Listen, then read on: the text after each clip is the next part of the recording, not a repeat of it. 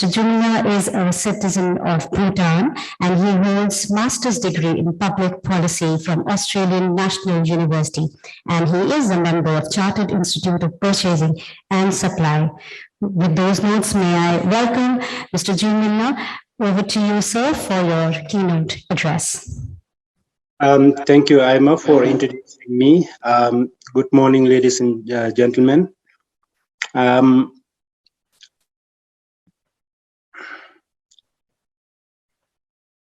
So basically, like, I would like to thank Aima for organizing this summit. I recognize this summit is an annual event for Aima and the co-host partners. However, like for AIIB, we are joining this summit for the first time this year, and I am privileged to represent AIIB, and I would be briefly talking about like what AIIB does and how we do it and what we do it. So recapping yesterday's session, I think like there are 3 sessions, and like I attended the full session, and it was really, really interesting, and it has given me, as a participant, it has given me lots of insights, particularly the presentations made by the 3 panelists. So here, like, so today, like in my presentation, I'm not talking about any technical topics, but I just wanted to let the participants know like what is AIIB, what we are doing, and how we are doing, and all those stuff.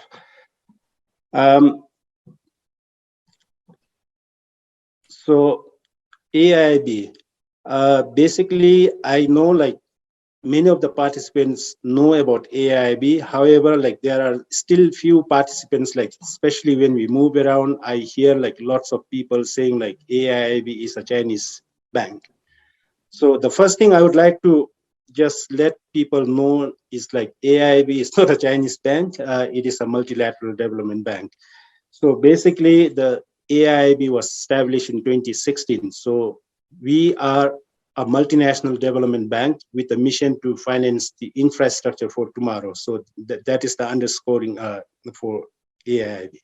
So we enable clients to build infrastructure for tomorrow. Particularly, we focus on like green infrastructure with sustainability. We also look for innovative solutions, and broadly, like we work on infrastructures, which is basically focusing on connectivities, regional connectivity as well as global connectivity. Now, on the next slide, you can see like how we do it. So basically, we adopt and innovate consistently to deliver our customized investment solution that overcomes challenges for the clients. And why we do it? Basically, like we are looking for the prosperity of the clients. So economic development for Asia and is the main focus, but we also operate beyond the regional, beyond the region, basically like towards the western part of the world. So this is the mission of AIIB, financing for, it was established in 2016. The mission is financing infrastructure for tomorrow by investing in sustainable infrastructure. So this is the underlying score for the AIIB. And we have a core values. So basically 3 very simple core values. AIIB is working on lean, clean, and green. So this is our core values. So if you look at the shareholding structure, as I mentioned, if you look at the shareholding structure, so these are the members we have currently listed as a full-fledged members, and like I have highlighted some members in red color. So basically, like these are the ones who have joined very recently. We have a regional members, non-regional members, then we have prospective regional members and non-prospective regional members. So if you look at the regional members, Tongo is the latest member who have joined, I think, in 2021. And non-regional members, like we have 4 non-regional, 4 newcomers, and the latest joiner is Peru. I think Peru was approved, joined in January this year. So if you look at the structure of the capital structure of the AIIB, we have like it is a 100 billion authorized capital institution with 20% paid up in shares and 80% callable shares. And the article of agreement also requires regional members should hold 75% of the subscribed capital stocks of the bank. So as of now, like I'm just highlighting the five largest shareholders of AIIB. China is the largest one with 30.79%. India is second with 8.6%, and then Russia followed by Germany and Korea. So if you want to know more about this, how AIB's memberships are structured, you can visit the website. So it's an external website, so anyone can have access to this. So when AIB does a financing, we basically focus on the projects, which is like on these four areas: green infrastructure, connectivity, it can be regional as well as global, technology enabled, and private capital mobilization. So green infrastructure, basically like when any projects are prepared, the project, when it goes to the board, it needs to be aligned with the Paris Agreement. So any project which is not aligned with the Paris Agreement doesn't get through the board. So this is the critical part. And then like when it look, the infrastructure project, basically we focus on transport, digital, energy, water, and any infrastructure that connects Asia and beyond. So if you look at the technology side, any technology that's going to have impact, which is going to deliver best value, quality, efficiency, resilience, sustainability, then that project goes through quite well. But any projects that is not within that scope doesn't go through the board. So we also have a capital mobilization, and that one we call it like non-sovereign projects. So these are the types of loans we have. Sovereign, first we have a sovereign loan, like any other MDBs. Then we also finance, we have a non-sovereign loans. We do equity investment, and we also have guarantees. So under the sovereign loan, the average maturity of the loan is about 20 years, 20 to 35 years, you can say. We do lots of co-financing projects with other MDBs, and that happened initially when the bank started in 2016, and towards as of now, like the standalone projects is also increasing. On the non-sovereign part, like the bank is taking a very proactive approach to build the books of non-sovereign backed financing. The approach is based on like sound banking practices. Borrowers could range from public sector as well as private entities, and the terms and the conditions are set on the commercial basis. And another criteria for non-sovereign loan is like expenditure. AIB can finance up to 35% of the project value, not more than that. So this is what the article of agreement says. And on the third instrument, like we have an equity investment. So on the equity investment, there is a cap on it. So AIB can invest only up to 10% of the available capital, not more than that. And then we also have guarantees. So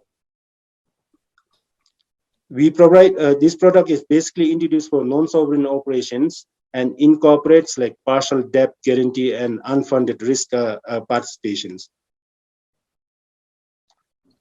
And if I present like as of March 3, 2022, this is the project summary we have as of March 2023. We have like 168 projects approved. Proposed project or the pipeline project, we have 39. And we also have a special preparation, project preparation special fund, where like 15 projects are approved under that window. So I would like to mention one thing here, like if you look at the bar chart in 2020 and 21, you see like 44 projects in 2020 and 50 projects in 2021.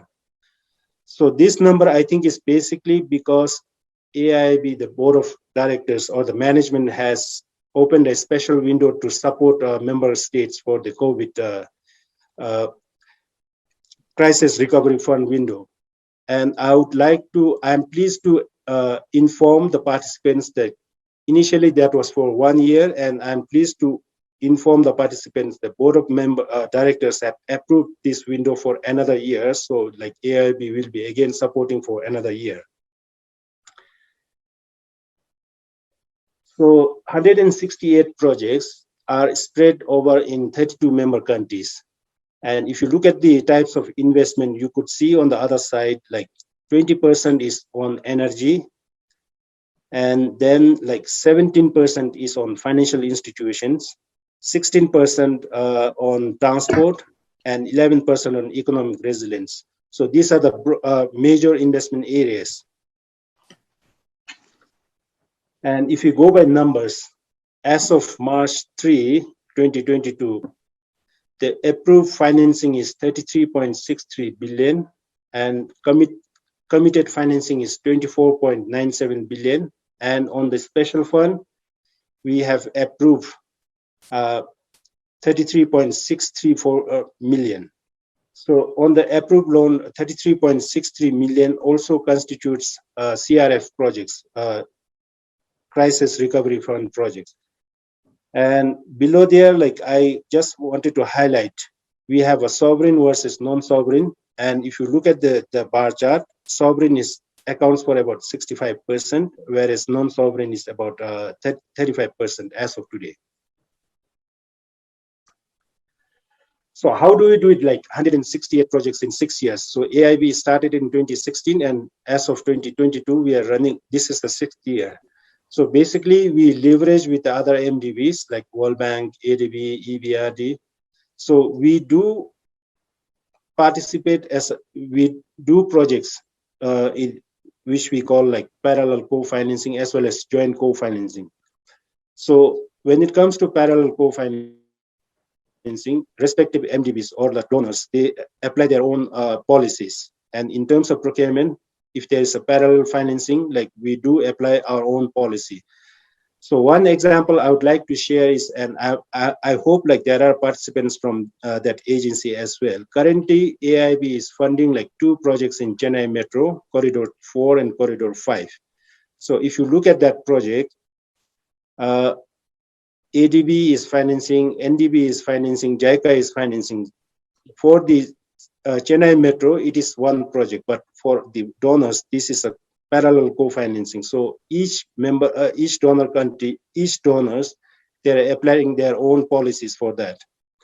So the second one is a joint co-financing, and AIB does lots of joint co-financing as well. So under the joint co-financing, we have a framework agreement with the other partners, and whoever is the lead co-financer, we do adopt their policies. And in terms of procurement, if we are co-financing with the World Bank, and if World Bank is leading the financing, we have a framework agreement, and we sign a co-lenders agreement where like World Bank policies will be applied.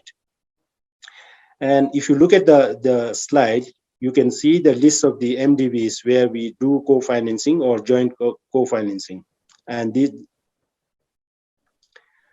so now, like if you do parallel co-financing or standalone standalone projects, AIB management is required by the Article 13.8 of Article of Agreement that the financing provided, guaranteed, or participated by the bank are meant for the intended purpose.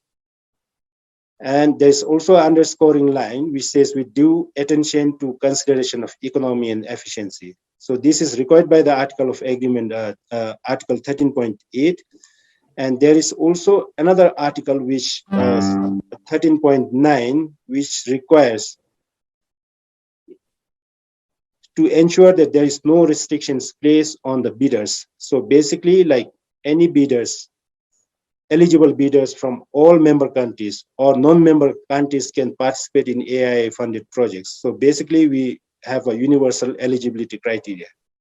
So as required by the article of agreement, then like the management has come up with a procurement policy, which is dated 2016.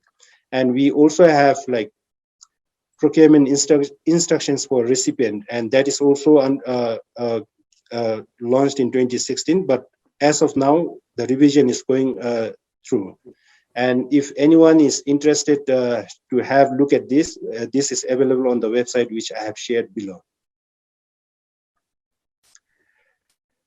So the application of procurement policy, so unlike other MDVs, so basically when I say other MDVs, like I refer to World Bank and ADB. So in World Bank and ADB's case, they have a private sector projects, which is purely handled outside the bank. So in case of World Bank, IFC does the private sector operations. And in ADB, I suppose they have a separate unit within the ADB which looks after the private operations. But for AIB, we have just one policy which covers both private sector and public sector, and it also covers sovereign financing as well as non-sovereign. So that is on the policy part, and then on the instructions, procurement instructions for recipient, we have 3 sections. So section 1 is a general sections, which I haven't put it here. Section 2 basically covers procurement of goods, works, and services by public entities. And section 3 focuses on procurement by private entities. So the roles and responsibilities, I think basically this is the same with how ADB and World Bank functions. So here also from AIB's side, the recipient is responsible for implementing the projects, including all aspects of procurement. So bank, AIB, when I refer bank, I refer to AIB, we provide only advisory support to the recipients of borrowers in procurement process. And like we also have environment and social and others, but I'm just focusing on procurement part. So how do we support our recipients? So basically we have directives for internal use, administrative guidance, and we also have like if there are any complex issues, procurement issues, we have a procurement committee, and like we have a very clear terms of reference for the committee who would advise and guide the operations team. And we also have like a working level notes where like this is basically instructions for the bank staff on procurement operations. So then the third point, complaint. Now, if there is any complaint, the bidders or the complainant has an option either to report, submit the complaint to the client or to the bank. And we have a complaint management procedures, which is quite similar to other MDBs. So now here, like how we do procurement. So our procurement policy reflects our core values, which I have mentioned, like is lean, clean, and green. So basically, like we have a core procurement principles and standards. So the procurement policy reflects these 2 things.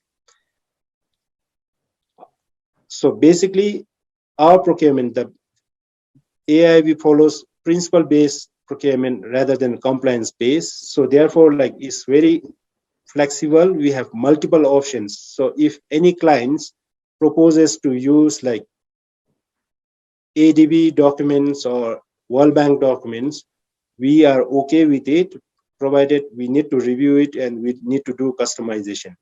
We also do like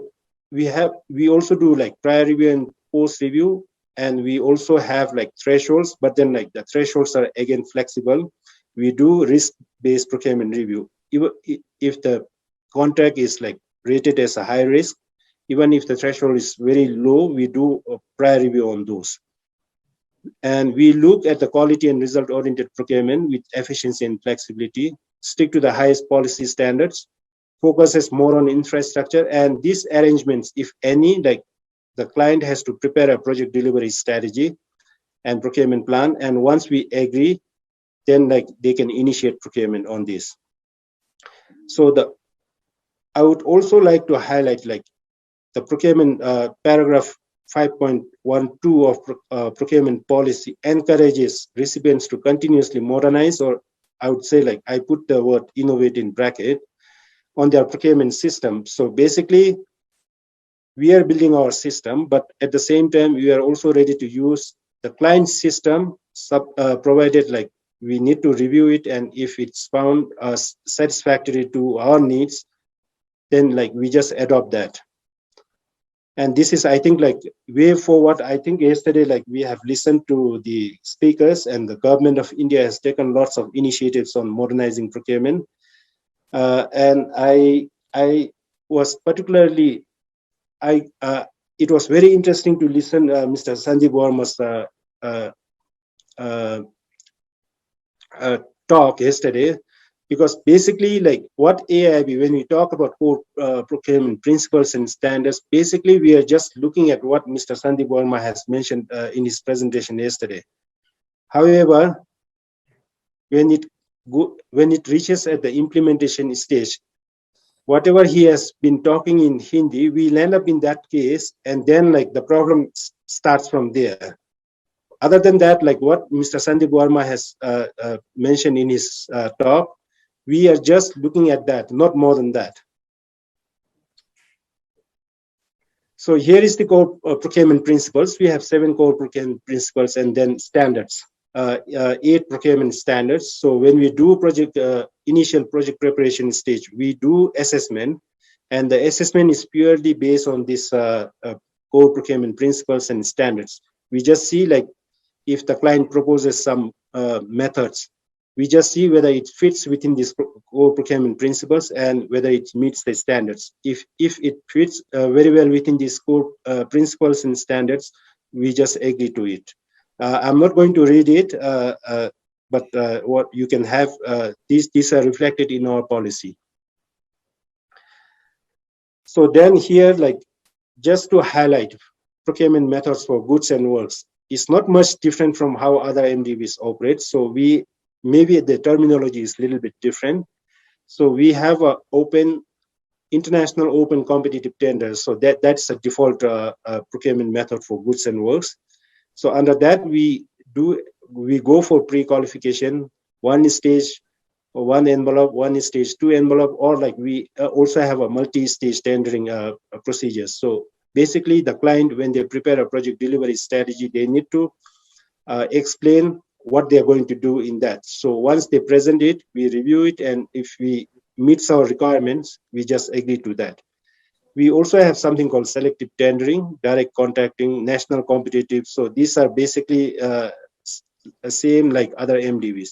And yesterday, like we were talking, the third session was on how to make PPP more attractive. So we also have provisions for public-private partnerships and concessions.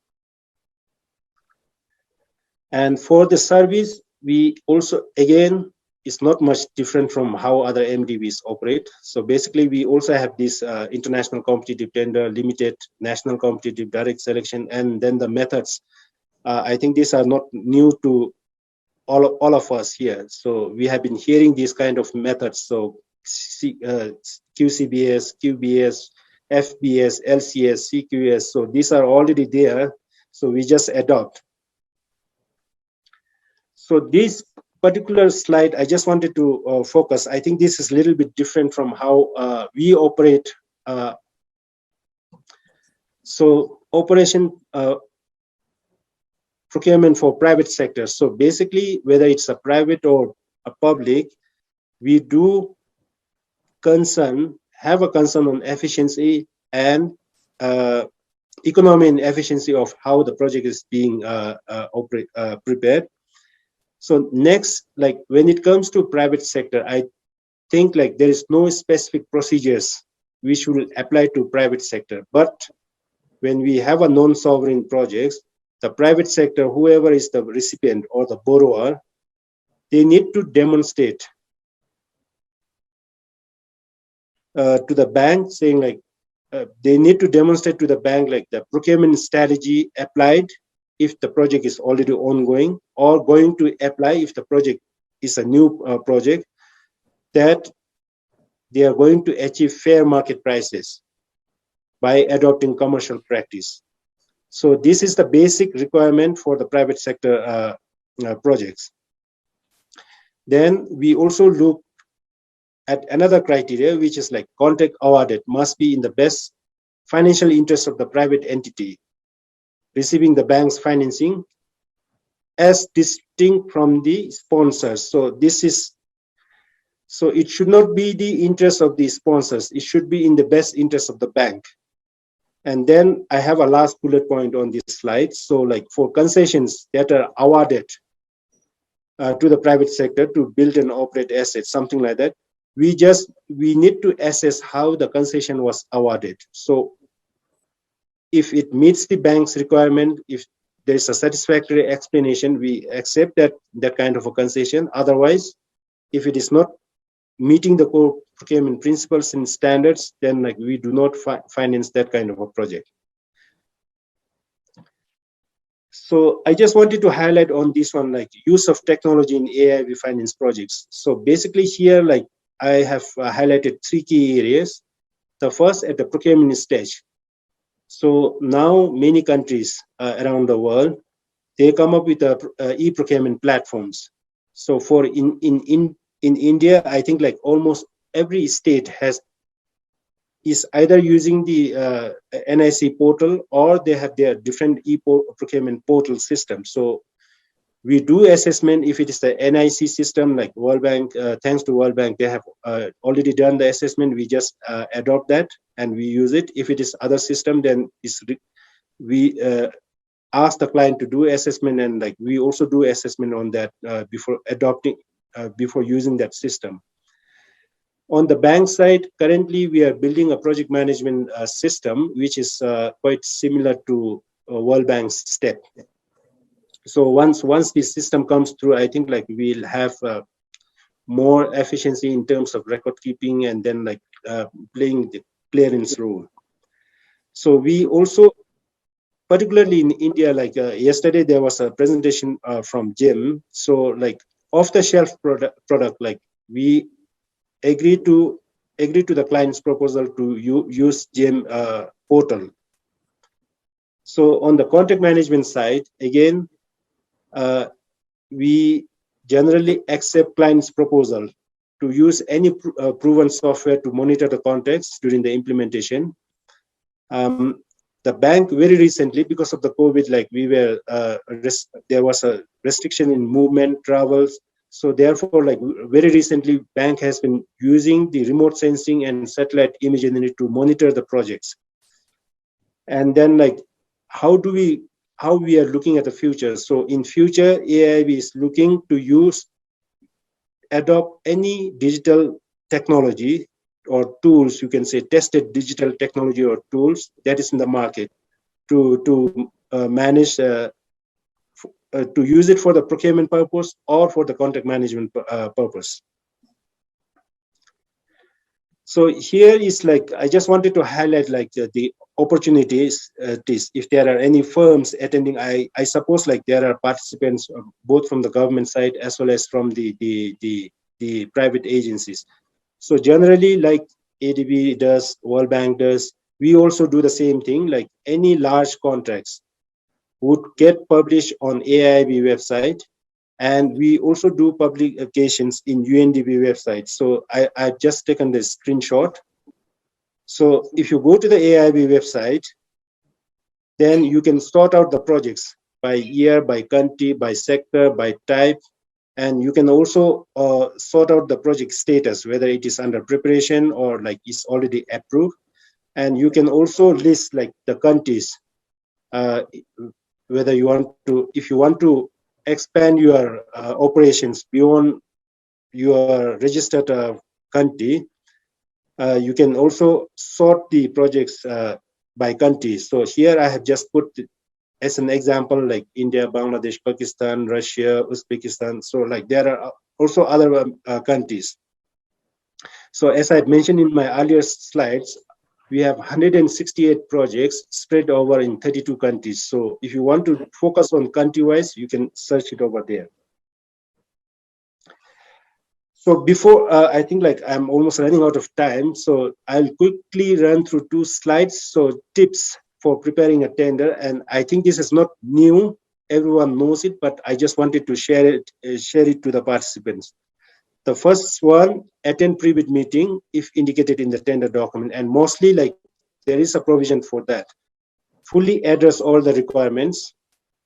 Emphasize your methodology for delivery, and if you have any innovative solutions, present it very clearly. Propose a strong project manager and experienced experts. I think that is more related to consulting services. Cite relevant technical and regional experience similar to the project. I sense like many times people just present a similar project, which is not quite similar to what it is required. So involve in-country partners where possible, consider joint venture. So we strongly encourage, but it is not a mandatory, but we strongly encourage the clients to have these provisions.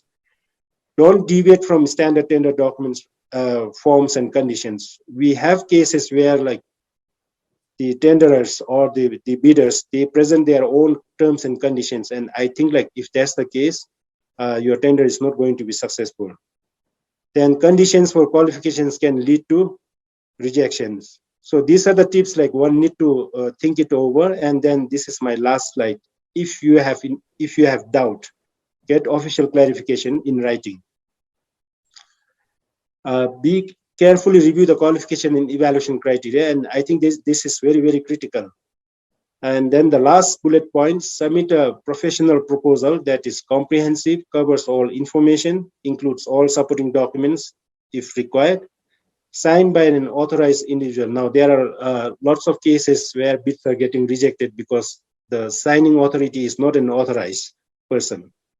And then like submit before the deadline. So I know like particularly in India, particularly in Southeast Asia, India, Bangladesh, even in Nepal, they have a e-procurement system and people wait till the last minute. And my experience shows like in the end, everybody is submitting the tender and the system gets jammed and therefore like people are not able to submit tenders. So with this, I think I'll stop here. And if you have any questions, you can either like put it here or like you can send it, email it to me, or like you can reach out to IMA. IMA can get back to me. So once again, IMA and the co-partners, thank you very much. And I wish you a good luck and safe stay to everyone. Thank you so much. Thank you so much, Mr. Jumia, for that wonderful keynote address, letting us know about AIB and its activities. Very warm welcome to our chairperson of the session, Mr. Jeffrey Taylor, who is going to give the introductory remarks. Warm welcome to you, sir, and over to you. Okay, and thank you very much for that very generous and kind introduction. I'm delighted to virtually be here. Disappointed that I'm not physically with you. I looked around the screen to see the conference room, and it fills me with hope that we're returning to normality. Whether it's an old normality or a new normality, I don't really mind, but we're getting there. Before getting on to the substance of the session and the other eminent speakers, I would just like to put a few thoughts out there. My thoughts about making supply chains more resilient to meet emergencies, which can come in many shapes and forms, the most recent of which is COVID, and we may see similar restrictions and challenges emerging out of Eastern Europe. In an article by the World Economic Forum at the end of 2021, described the impact of COVID-19 on supply chains as being global, prolonged, and comprising of a series of major shocks to many companies' logistics systems. And I would go beyond what WEF have stated. It's been a challenge not just related to the pandemic, but areas outside of the pandemic on all supply chains, not just health supply chains. It highlighted the global fragility of global supply chains, shining a light on the weak points in trade networks, inventories and financing, and also showing critical points of failure. For example, I remember seeing on TV the ships outside of American ports as they struggled with the needs to clear in a pandemic world. And the same has been true from our direct experience, or my direct experience at ADB, where we have seen companies' ability to move materials, mobilize labor, and so forth, severely constrained by the pandemic. We do have the opportunity now to reflect on what we have seen, learn from what we have seen, and build lessons and responses to ensure that we replace what was there with a more resilient supply chain and supply chain management practices. And I don't think of this from the perspective of a drug manufacturer or a car manufacturer, but from the perspective of somebody that's been involved with public procurement for nearly, well, I'm into my 4th decade now, for a very long time. So what can we learn? How can we make what we do more resilient? How can we serve our common clients better? For ADB in its part, in response to the pandemic, in close collaboration with other development partners, we put up a $29 billion financing package to support our developing member countries through the pandemic. The package of measures that we rolled out allowed countries to quickly access much needed finance to support their citizens in the face of an unprecedented crisis. I use the term slightly loosely, but unprecedented in our lifetime, certainly, with much needed financial support.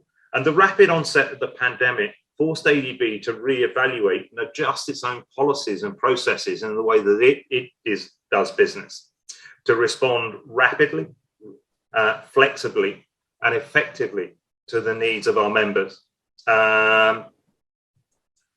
And this was in many ways. We couldn't respond by doing business in the way that we always had, because that business was constrained. So to date, we have provided large-scale budgetary support and direct assistance for the procurement of PPE, laboratory equipment, medical supplies, and moving through the pandemic as the vaccines were developed, for the financing of vaccine procurement and purchases.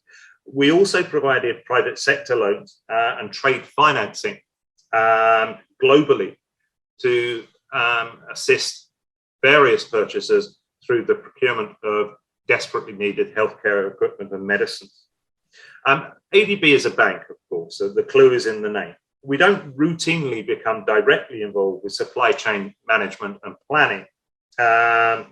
However, during the pandemic, we had to take somewhat of a paradigm shift to the way that we engage with our clients, and to get a lot more engaged with them in terms of supply chain management, planning, contract negotiation, and so forth.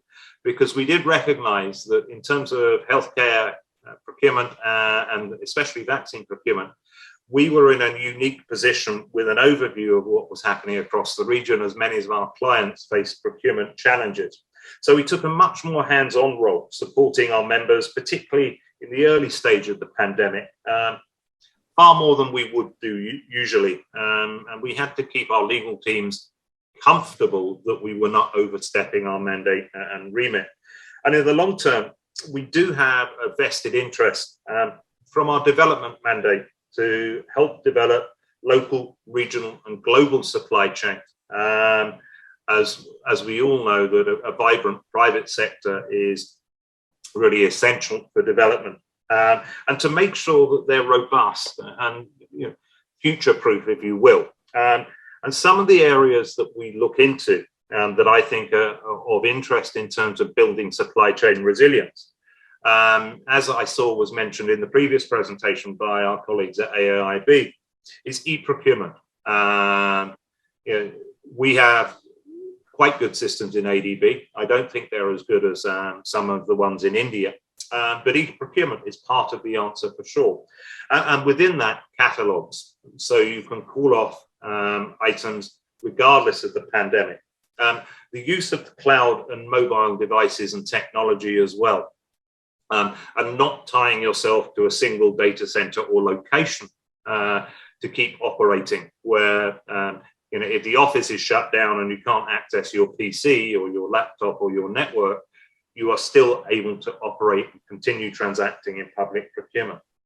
Another area that we have seen is flexibility and contracting. The gold standard models of buyer drafted and insisted terms and conditions of contract and so forth didn't work as well as they usually do during the pandemic, because we were dealing and engaging with a different market, primarily pharmaceutical companies that were not present in the public in a large way in public procurement markets. And it was an asymmetrical relationship as well. It was very much seller dominated as opposed to buyer dominated. So the dyad, if you will, was asymmetrical, and we had to be flexible, and so did our clients in terms of what we saw going into contracts.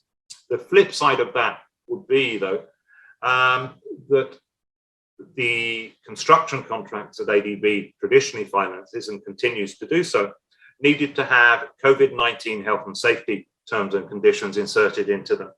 So we introduced those across the portfolio to ensure the safety of the workforce, and that there was compliance with national regulations and local regulations and lockdowns and so forth.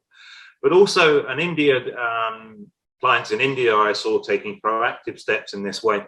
We had to move away from a more adversarial contracting model, where if you fail, you don't get paid, to actually understand the reasons for failure, whether that be cash flow, whether that be supply chain constraints, logistical constraints, and similar, and take a more open-minded approach to the way that we manage contracts, and in ADB's case, reviewed and approved contracts.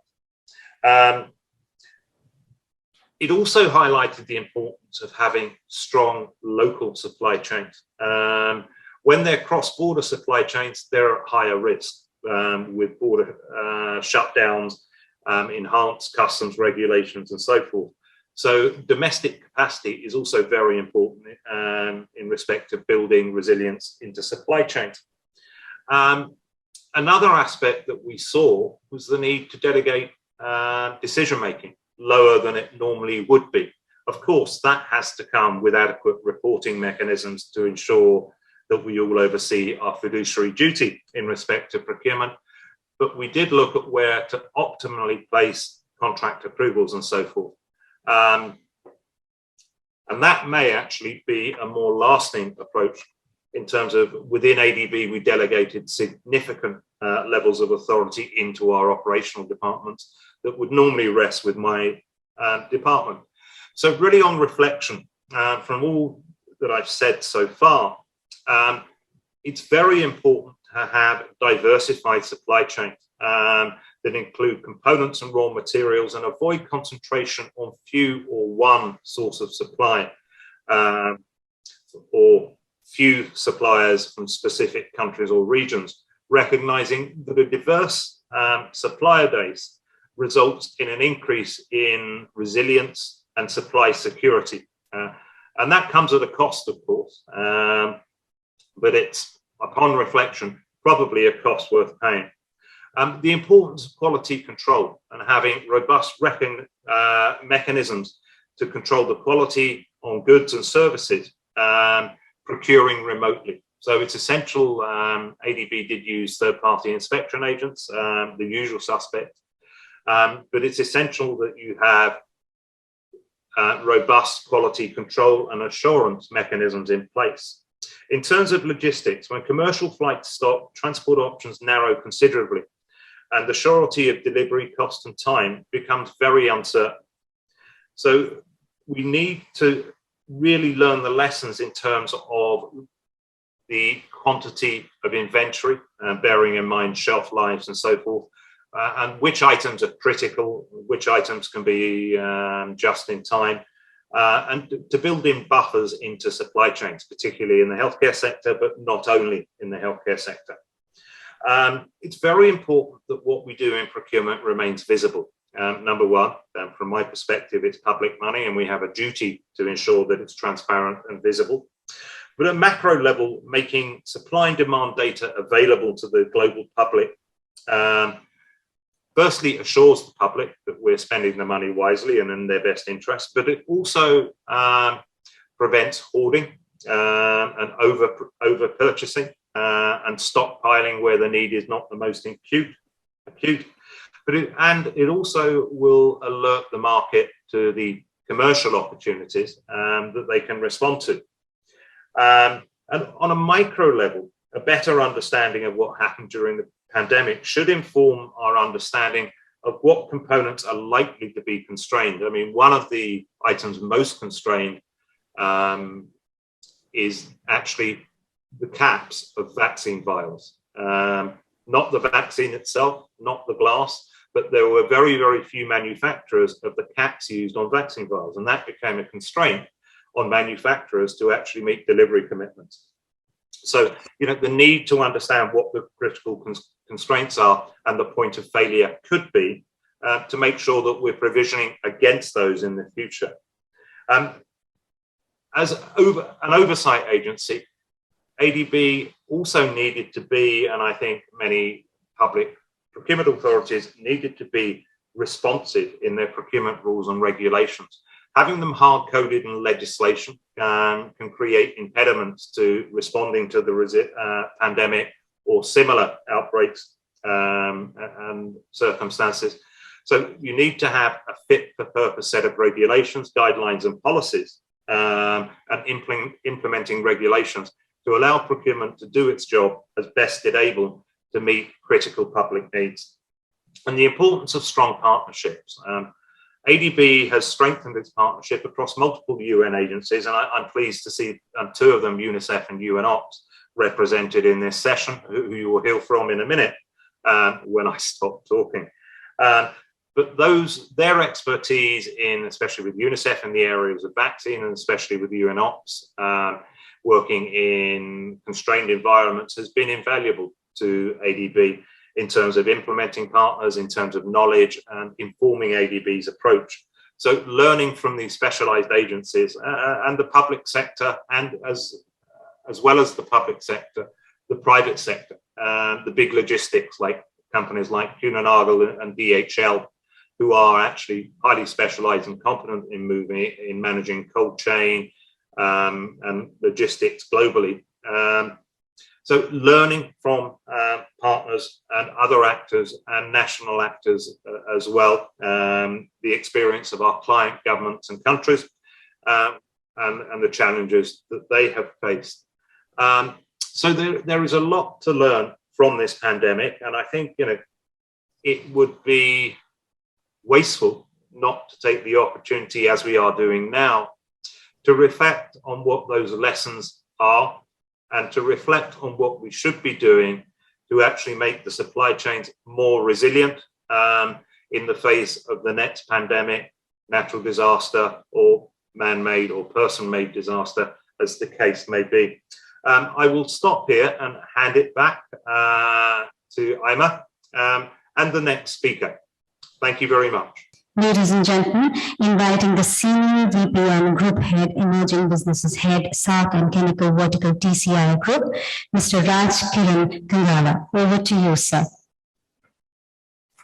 Thank you very much for the nice introduction. Good morning, everybody. And it's really a pleasure that we could all connect. And thanks to Ima for the invitation. Can we have the presentation, please? What we're going to do is that we're going to cover the Indian perspective, and in that the logistics aspect. Sticking to the topic with respect to making supply chains more resilient and to meet emergencies. And here I would like to share with Jeff that in India, we believe the response was extremely good with respect to all the agencies coming together and fighting out the pandemic. We will also see some use cases as to specifically what we did in the phase 1 or the wave 1 and the wave 2 COVID scenarios. And what's the impact of new normal on the logistics fraternity as a whole. And finally, there will be a single takeaway with respect to which companies actually will adhere to the word resilience, and why some companies were successful and why many could not really cross the line, as they say. So with this, we'll go into the presentation. The first slide, please. So logistics was pretty straightforward. The supply chains were normal. Nobody expected anything before pre-COVID. We all know that. And it was a lot physical. Next, please. We know what happened due to COVID. Next. And this brought about to the new normal, that how do you operate the entire logistics piece, because you cannot go out in the open. There are restrictions. There's a fear of the pandemic itself. So let us see how the logistics industry actually demonstrated resilience while delivering the essentials, the medicines. In fact, we all know that the logistics industry also got recognized by the government as one of the key pillars in fighting the pandemic. So let's see what actually happened. Next. So the industry as a whole, so when I'm speaking, I'm talking of the entire industry, and then specifically what we did in TSA is also highlighted, that there were two aspects which we had to focus. One was on the oxygen part and one was on the vaccine, which even Jeff alluded to. So millions of doses got delivered on the primary level and the secondary level till the primary health center as far as vaccines are concerned. And with respect to oxygen, there was various equipment across the oxygen supply chain which the entire industry catered. So one was, of course, taking the liquid oxygen to the hospitals, the oxygen concentrators to the hospital beds, and the oxygen generators, which the hospitals later put across because that was something in preparation for the future, that we should be able to generate more oxygen as and when required. So this entire piece was being played out by all the Indian logistics companies, which meant they never had any lockdown, and they were serving not only the main metros, but even the tier 2 and tier 3 cities. So how did it go about? Next. So this is a picture. So the whole machinery, along with the government of India, the armed forces, wherein if a oxygen vehicle was going on road, the return haulage was by air. By the way, these vehicles are empty because you cannot take a loaded oxygen vehicle in an aircraft. But the supply chain was such that the forward journey was on the road. The roads were pretty empty, as we know, but the return was on the plane, so that the entire turnaround time was cut. So not many people know that this entire machinery was monitored centrally by PMO office by using an advanced digital tool which mapped all the oxygen manufacturers to the hospitals and to the logistics service providers like us, who used to get the delivery orders on a daily basis to deliver to a hospital site directly. So that level of integration happened, and this was during the second wave, and might be in a week's time this entire integrated digital platform was created. So this is one takeaway, that when the situation arises, we as a country and logistics as a fraternity can get together with all the stakeholders to create a digital and a physical platform. Next, please. This is with respect to the oxygen generating plants. So one of the key aspects is that when you are sending across a oxygen generating plant as a reaction to the requirement of oxygen, you have to understand that the hospitals don't have the facilities to install a plant. They don't have the space, and these machines are big, and you need to put it on the site. There's, of course, COVID, and hospitals are the place where you have the maximum cases. So these kind of logistics is what we have as an industry done to ensure that each of the hospitals gets its own generating plant, especially when there are a lot of beds. So you saw nearly 500 odd such oxygen generating plants delivered across India to all the major hospitals. Next, please. Yeah, so this is in pictures. One of the other feature is that not only we service India, but we also service neighboring country Bangladesh and Sri Lanka. And here on the top right, you can see a picture, these oxygen going by trains to the neighboring country. So this reaction also was from the logistics fraternity when the demand came from Bangladesh. Next. So some of the media coverage on the same. in terms of servicing Andaman and Nicobar Islands. So many times we focus on the metros, but the tier 2, tier 3 is where the need was because support was less, and the remote islands. Next. This is with respect to vaccines. So we were talking earlier when Jeff was mentioning about the vaccine and the caps being a supply chain bottleneck. The whole point was how do you ensure that the integrity of temperature remains till the last point of giving out the injection. And this is something which the entire cold chain industry came together. We have seen enough pictures and the media coverage, but the challenge was, just imagine the pressure on the network, pressure on the driver, and pressure on the service provider, because everybody is chasing these vaccines. And when the demand was absolutely peak at the start of the the entire campaign of giving vaccines. So one of the main point what we wish to share is that the entire industry and somebody like TCI, some of our operations never shut during the entire pandemic. Some of the places where we were delivering essentials or vaccines or medicines, our team members out in the field, remotest locations right up to Leh Ladakh, were working non-stop. So what we wish to sort of re-emphasize, while a lot of people are aware of this, is that while we appreciate the health workers, the government, everybody who did a great job, the logistics fraternity did what it could to support in terms of its back end and in terms of supplies. So everyone should appreciate that driver, the cleaner, the people working in the warehouses for doing and helping us out to fight out the pandemic. So this is where the aspect of resilience comes, and we will try and address how did it come. So what's the change after this? So if you see, really, we had a situation pre-COVID which was very stable. We then had the aspect where we had to show resilience and the change. What we see is that the entire thing has changed between physical and digital. So we had a lot of adoption of digital, right from the way work from home or a Zoom, or the fact that we had digital portals to have visibility, but the physical supplies had to be done. So we jokingly say that while everyone adopted Wi-Fi during the 2 years of pandemic, we say that you cannot survive without roti, kapda or makan. You can have the Wi-Fi, but you still need to have the supplies, you still need to have the medicines physically delivered.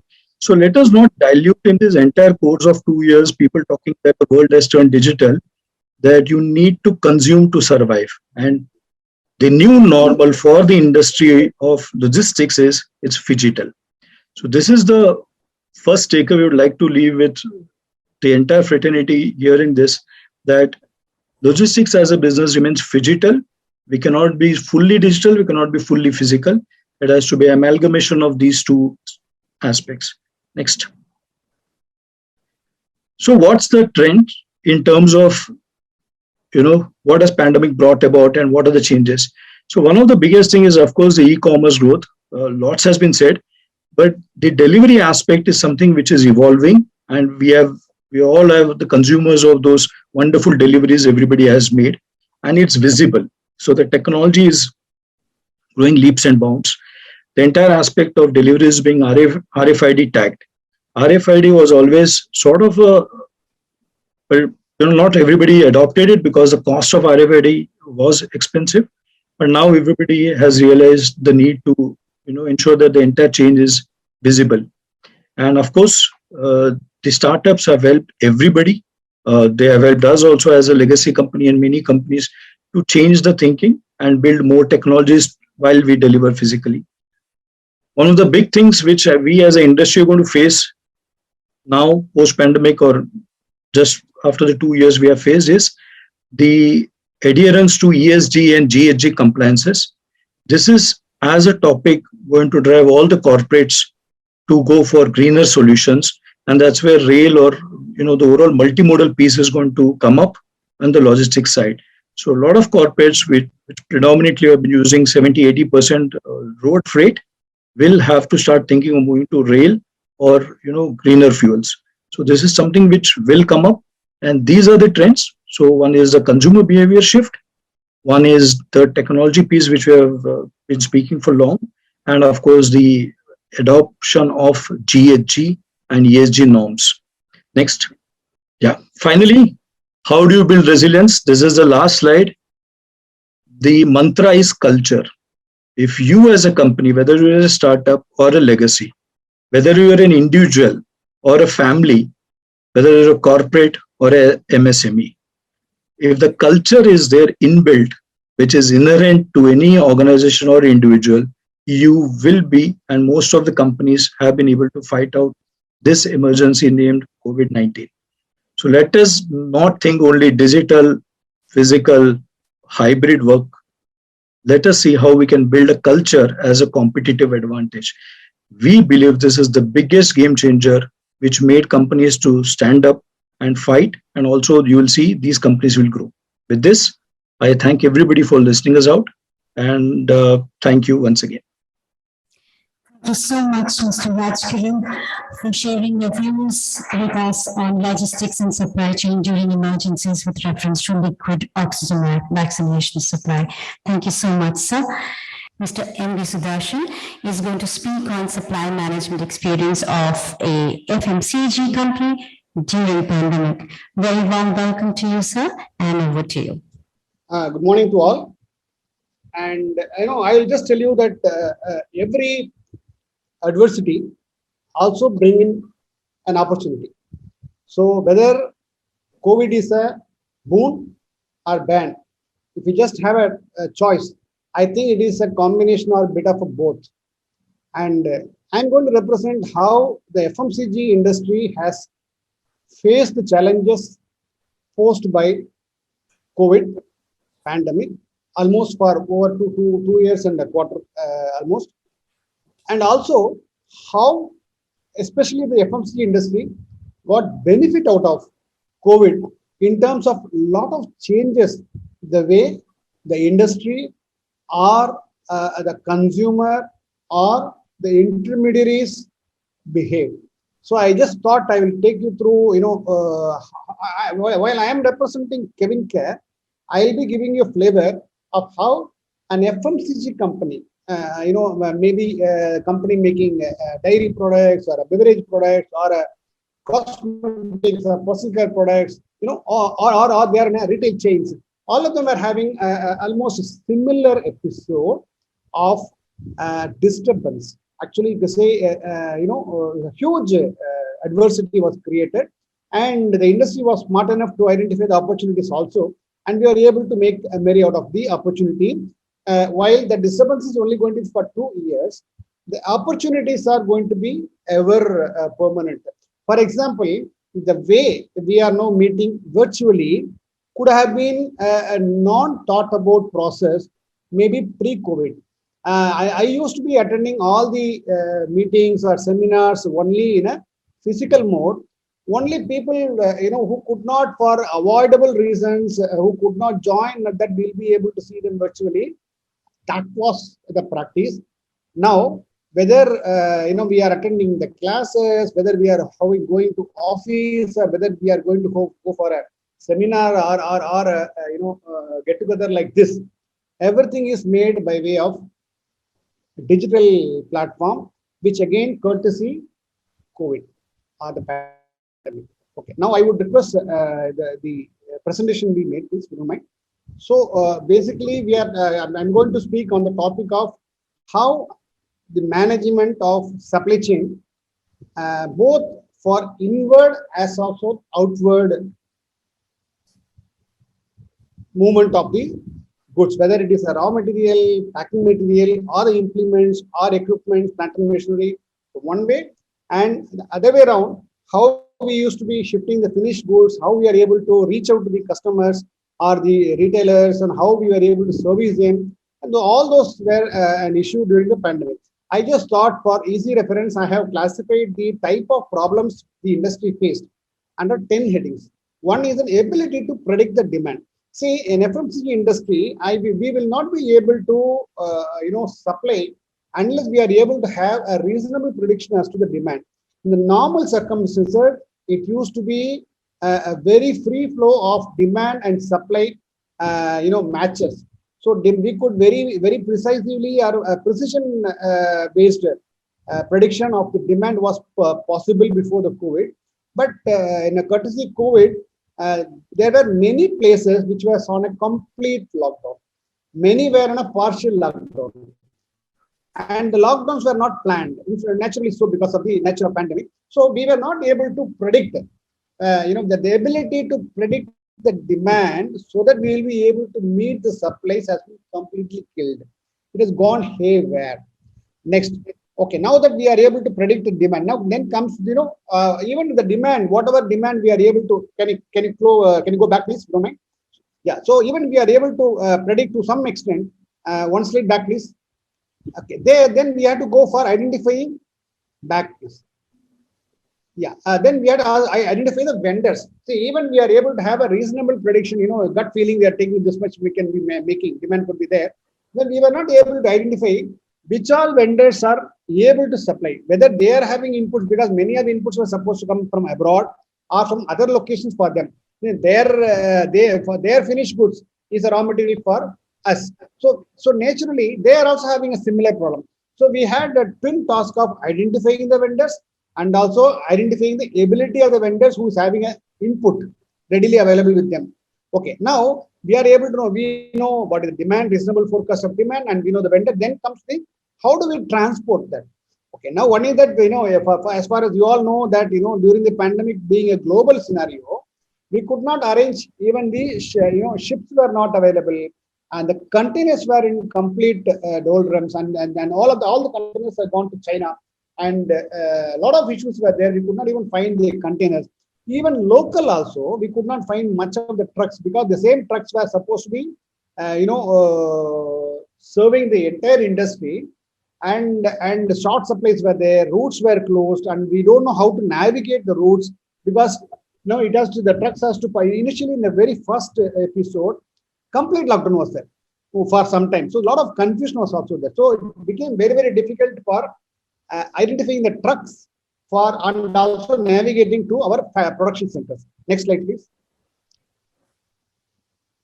Yeah, next is locate. Okay, now having got the goods, whatever the input material, whether it is raw material, packing material, we had a whole of a lot of pain in locating, gathering, and engaging workforce, because there are a lot of restrictions were there as to how, whether who can go and even locating the workers, whether it is employees or whether it's a guest worker, that is the migrant laborers, all of them were in complete disarray, and we were able, we don't know who are all healthy, and if there is a 1 or 2 cases in a particular factory, then the entire factory needs to be closed. We had to do a complete sanitization. So it was a pain plenty for identifying. Again, even the identified workforce also, we to have high grade of consistent hygienity to maintain them, so that we will be able to have productions on. Now, then having produced, then how do I shift the goods? So whatever problem I faced for inward goods, similar problem I was supposed to have for outward goods, because of 2 reasons. One is that trucks and containers were a problem, both for internal and also abroad. Similarly, we also know, we also don't know the demand, where to supply, which region I should send the truck, and where all shops will be open, which region is opening up first. So these are all the pain.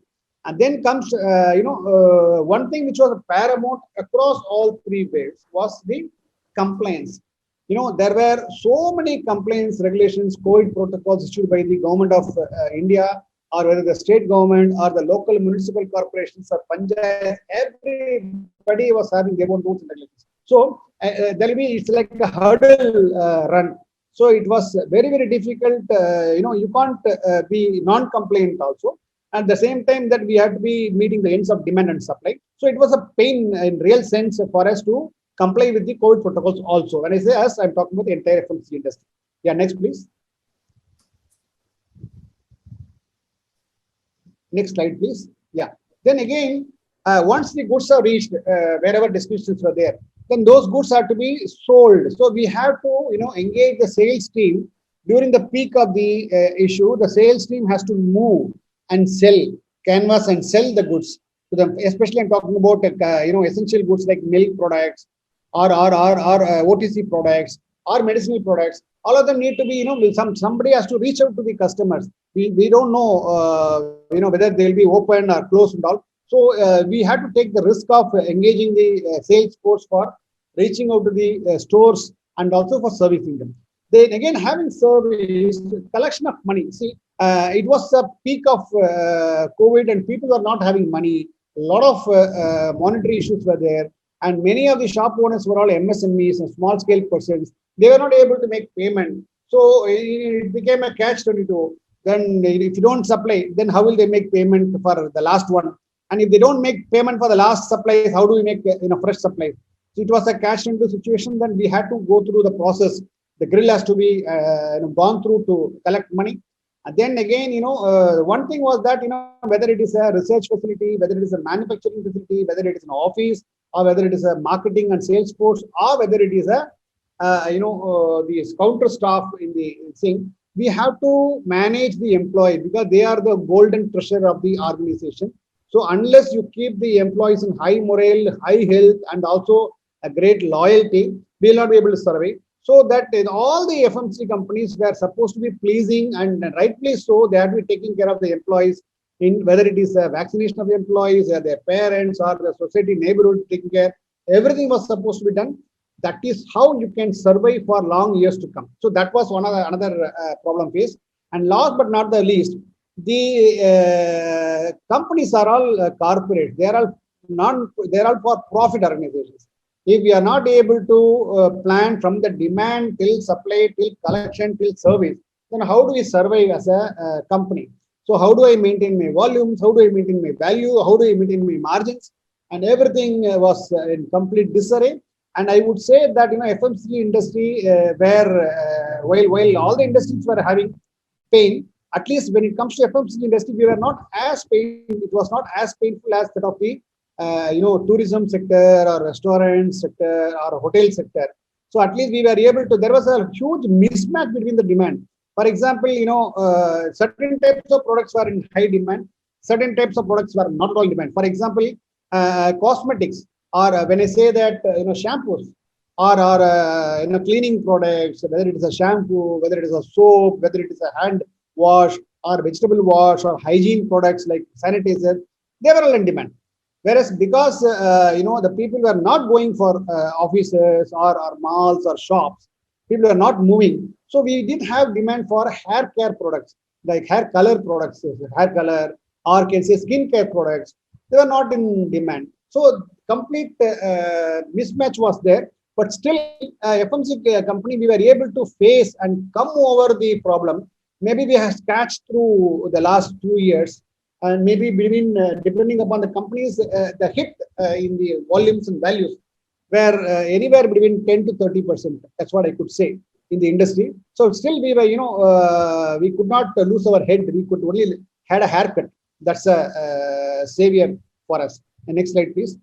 Okay, now, having told the problems, I just want to know whether the COVID as a pandemic has only brought problems, or it has also shown some gems or opportunities hidden into the problems. Yes, of course. We were, I believe the entire FMCG industry was highly beneficial in terms of identifying the new solutions, which were hidden or which were thrown in the course of managing the pandemic. Next slide, please. I'll just give you, I'll give a few of the examples of the FMCG sectors and just tell you what was the issue and how we were able to convert that adversity into opportunity. And when I say we means I'm talking entire industry. Say dairy business. See water everywhere, but no drop to drink. There is a saying like that. The milk supply, for example, dairy sector, the raw milk is an essential and material input. So everywhere milk was plenty. Farmers were flush with milk. But how do we collect it? And even if we collect it, how do we sell it? Hotels were closed, restaurants were closed, tea shops were closed, malls were closed, cinema halls or even big colleges, whether it is universities or colleges and hostels were all closed. So tell me whether it is a bus stand, railway station, airport, everything was closed. So there is a huge supply on the one hand, but there is no demand. Now, if I don't buy milk from the farmers, then poor chap, where he will go? We have to sustain him also for him to be able to supply to me in future. So that was a bigger problem. Now, were there any benefit we were able to unravel from that problem? Yes. One is that, because we were able to buy consistently from the farmers, despite the demands being, volatile, we were able to win the farmers' loyalty. Even today, the farmers are very happy with the company which were not curtailing too much of purchase. And again, what we did is that, the milk was converted into high shelf life products. Instead of selling as a raw milk, we were able to convert that into milk products, say milk powder or ghee or butter, things like that, which are also in demand. So that is the second thing. Third is that, ability to salvage the value of loss.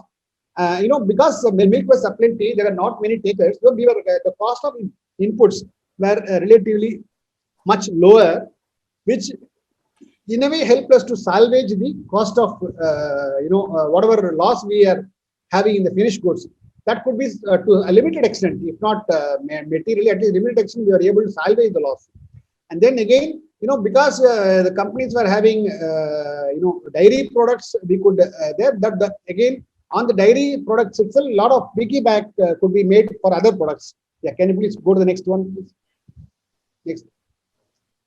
Yeah, like the dairy, we had a lot of learnings. Next is actually food business. See, when it comes to the food business, whether it's a snacking habit, whether it is biscuits or snacks or farsans and things like that. And earlier, what happened, the entire FMC industry, you would have been seeing a lot of shops, small packs will be hanging in the front, like 2 rupees sachet, 5 rupees sachet. So because of COVID, people are not buying, shops were not open, people are not buying small time things because they were all sitting at home. So they need a small packs were completely obsolete, they were all missing from the scene, and there was a huge demand for the family packs. Again, the learning is that whatever raw materials, packing materials we had, we were able to convert them into, we were able to liquidate them faster because, we were able to have a bigger packs for sale. And again, see, the companies which were all known only for selling the low value or small size packs were able to upgrade themselves into high value products. Again, because of our ability to enter the household through some particular food items, other products can also be found into the same outlets. I'll tell you those point in time when the pandemic was at peak, and Jo Jita Vai Sikandar bolte na, like that, those brands which were able to reach in time were the brands which were bought. People were not very brand conscious. So many companies were able to break into the monopoly brands, and they were all able to establish their brands as a welcome product into multiple households. Yeah, can you go to the next slide, please? Yeah, third is beverage. Again, I'll just tell you for examples of you can say like drinks like Ma drink or Maaza or Pepsi, and or I can say healthy drinks like milkshake. See, I'll tell you that there was a phenomenon. All the drinks were taken only in a cool form. Now, during pandemic, people are not interested in buying the cool products because they thought they should not get catch hold of cold or fever. So they were avoiding it. That is one thing. Second thing, there were no place to sell them also because shops were all closed. So what we did is that, the industry took as an opportunity for introducing new value, healthy products. For example, milkshake become health shakes. They had, they used to add, immunity boosting products into the milkshakes. And, like golden milk is there, or milkshakes, which, some of the nutrients can be there. We can say fortified milkshakes were given so that immunity boosting. So milkshakes or the drinks were converted into a immunity booster drinks. Then we also were able to inculcate the habit into the consumers, that these products can be drunk in a ambient, temperature instead of drinking in only a cold format. Then again, this particular pandemic threw a lot of inputs like mango or lemon, all those things were available at plenty. So we had an ability to purchase and store them, of course, at a cost, at a cheaper rate, which can also salvage into our value propositions. So that is, can you please go to the next slide, please?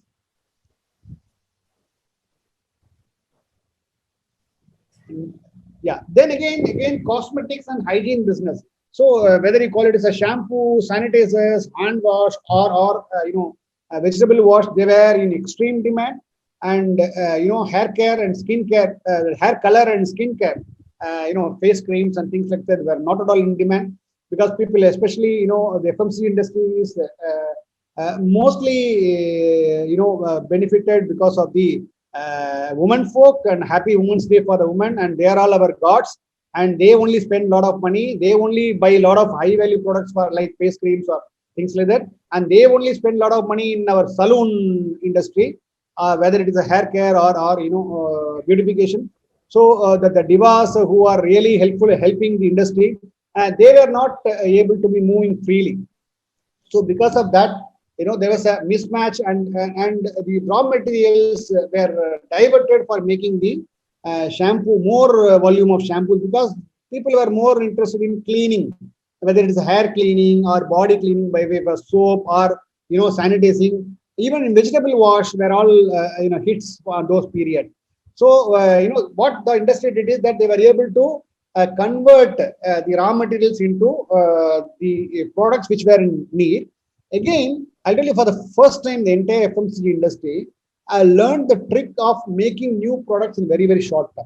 I'll tell you generally what happens if we are going to create a new product. It will take anywhere between 6 months to 1 year for developing a new product.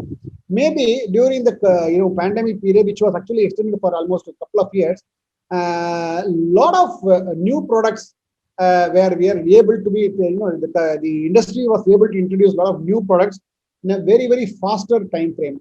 Maybe 2 to 3 months was the turnaround time. And once we were able to taste the faster turnaround, it becomes a way of life. So this is actually one of the material and indirect benefits thrown upon by the adversity called COVID. Then again, can you go back, please, Roman? Again, if you have this, topical products, because we were able to launch, say, hand wash, and that we can later on you can extend the brand for other products also. That opportunity was there, and then we were also using this particular opportunity for introducing multiple products from the same company, because again, like in the case of food, during that pandemic period, those who are able to reach to the customer, they were the winners. Customers were not very much brand conscious at those point in time. So that was also benefiting the industry to go for, like the way I said earlier, piggyback on the success of fewer hygiene products for brand expansion into other products also. Can you go to the next slide, please? Yeah, again, saloons and saloon products. Saloon was one of the major victim of the pandemic, because we don't know which all saloon in which region can be opened, and what percentage of the saloon capacity can be utilized, and how long in a day the saloon can be kept open. And it was completely, uncertainty was paramount. Actually. So that was the negativity. What is the positivity? Even though many of the saloons have vanished from the scene, those chains which were able to assure the footfalls, that is the customers, with the high value of hygienity, even though the customers were ready to pay for the cost of hygienity, and they were able to win the brand loyalty. And those saloons which are able to survive those periods are doing much better beyond the now that COVID is taking a leaner shape.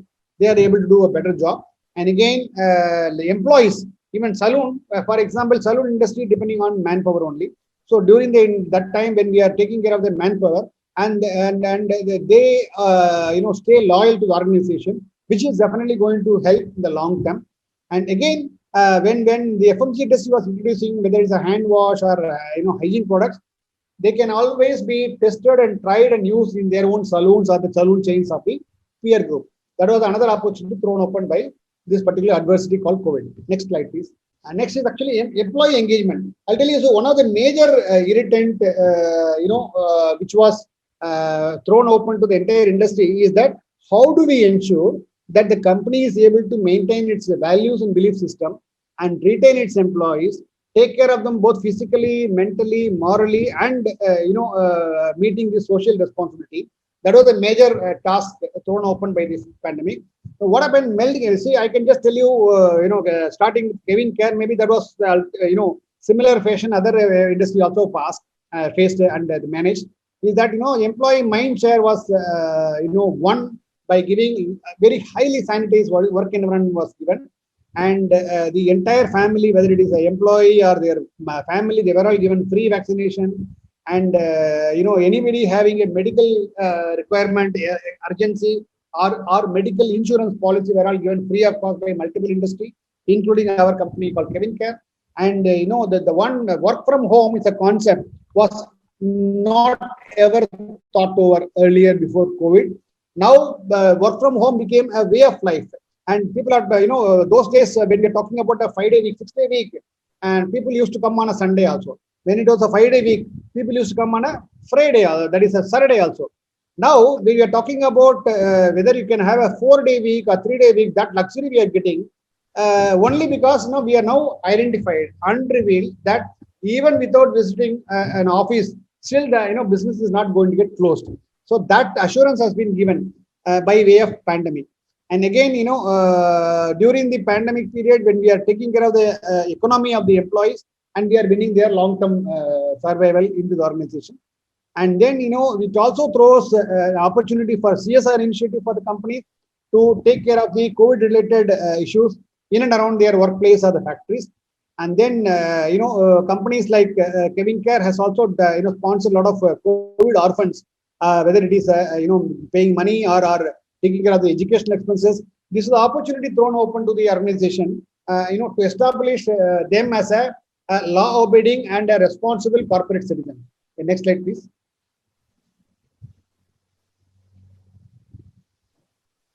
Yeah, again, this COVID has permanently changed.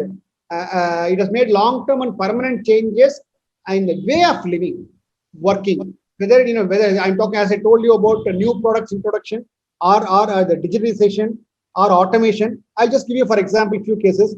As I told you earlier, new products introduction timeline has been extremely crushed, and it is a way of life in multiple companies. Then again, execution excellence, teamwork, cost conscience. These were all the buzzwords before COVID pandemic. Now during the pandemic, the organizations have learned how to work as a team. Like we call it as a the teamwork has become a way of life. Again, digitization or automation used to be a taboo, not much welcome before the pandemic.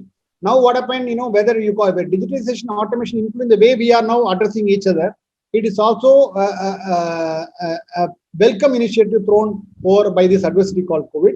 Then employee welfare has made as a cornerstone for all the organizations. Again, the Atmanirbhar Bharat or import substitution as a concept has been well realized by the entire industry.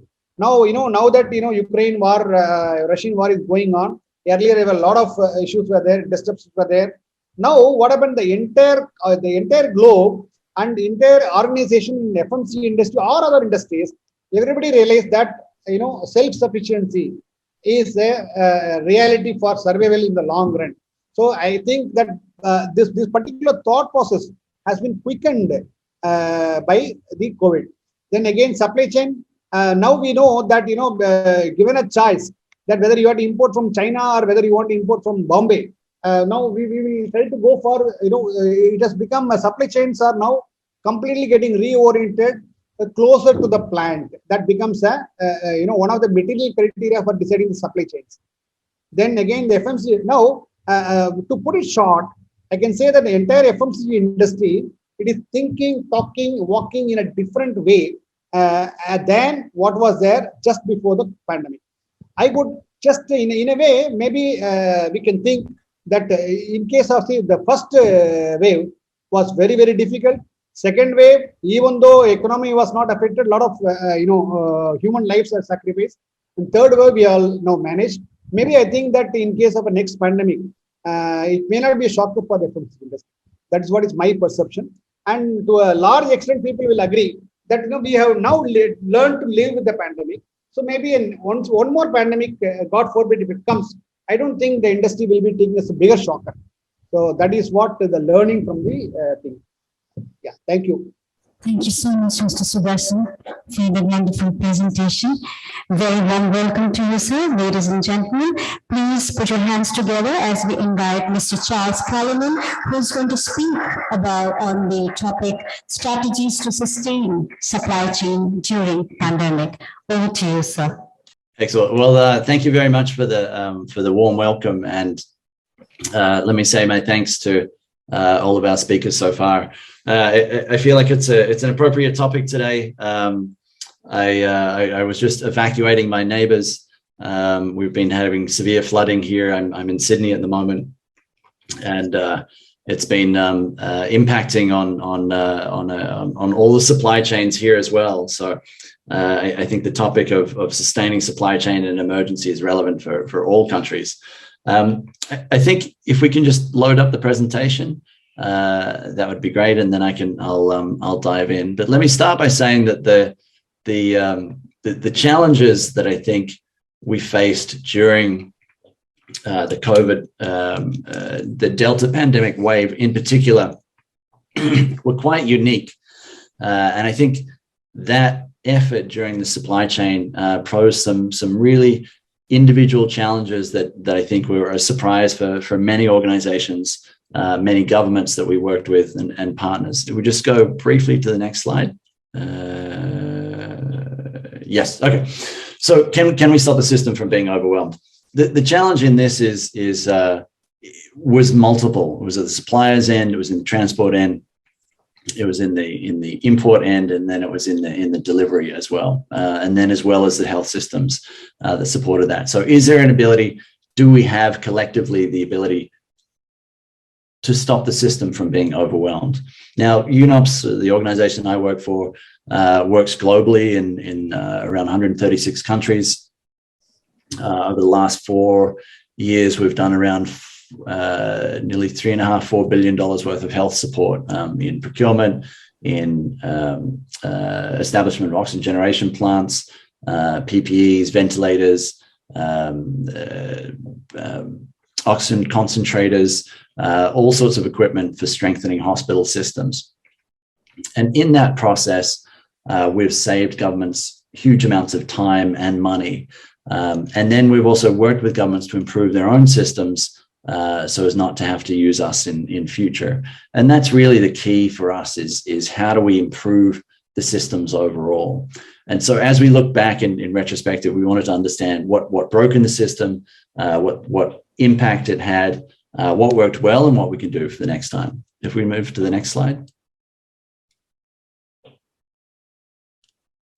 So what we saw during the pandemic, obviously we saw it in the hospitals. We saw the hospitals run out of stock, run out of critical equipment, where we saw senior hospital surgeons in their own hospitals expire, running out of oxygen.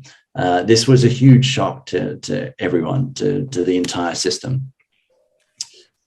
And what it did is the pandemic and the nature of the pandemic, because it wasn't a disease that we dealt with at a significant level before, and by we, I mean government, civil society, the health system, international and national NGOs, the United Nations collectively. Because we hadn't seen this before, everyone was learning on the fly as new variants came out, as new ways of treating came out, new equipment was being used and trained on. And even in the areas where the equipment was understood and the training was understood, it was being shipped to areas that didn't have the experience dealing with that particular equipment. So we saw, for instance, oxygen being shipped to hospitals, and then hospitals not having a very clear oxygen, a rational use of oxygen, a very technical way of using oxygen in the most efficient manner. And so this created additional problems in the systems. We saw a massive demand, so that there was existing suppliers, for instance, that we have long-term agreements with and partnerships over many years, ran out of supply. So when I was talking to suppliers, for instance, of oxygen concentrators in North America, who might have 10 to 15,000 oxygen concentrators on the shelf at any one time, they were down to 50. And they would say things like, if you can place an order today, and this is Sunday night, and give us the cash, we'll have it sent to you. but I've had 30 calls already today for that 50. So unless you can get me the money and the order today, we'll sell it to somebody else.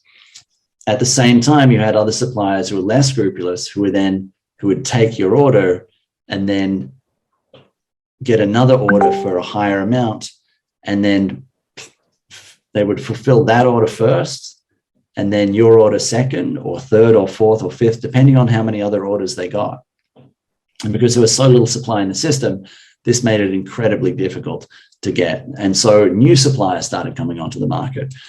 Some of them reputable suppliers with good, solid certifications, and some of them not. Some of them were distributors. They're actually bidding, several distributors bidding for the same manufacturer's equipment. So you might have 3 suppliers saying they all had enough stock, but actually they were all referring back to the same factory. You had new technology being put in, and then you had emergency processes that governments and NGOs and others had, but they were in a new environment, and there was a huge change. So what we saw in terms of the supply impact was significantly different. When we have a disaster, normally there's a broken element of society in that particular area of the disaster. Everything around it works. So you're able to send equipment in. There's often a challenge in the customs, the airport, and the movement into that environment. And the last mile is the hard mile, because that's where all of the things are broken, whether it's a tsunami or a health system or so on. But the rest of the world is normally sort of working fine. And so the suppliers, the transport and everything else is able to get in. What was unique in this is that there were breaks throughout the system. So it wasn't just the last mile of the supply chain that was affected. It was also the first mile.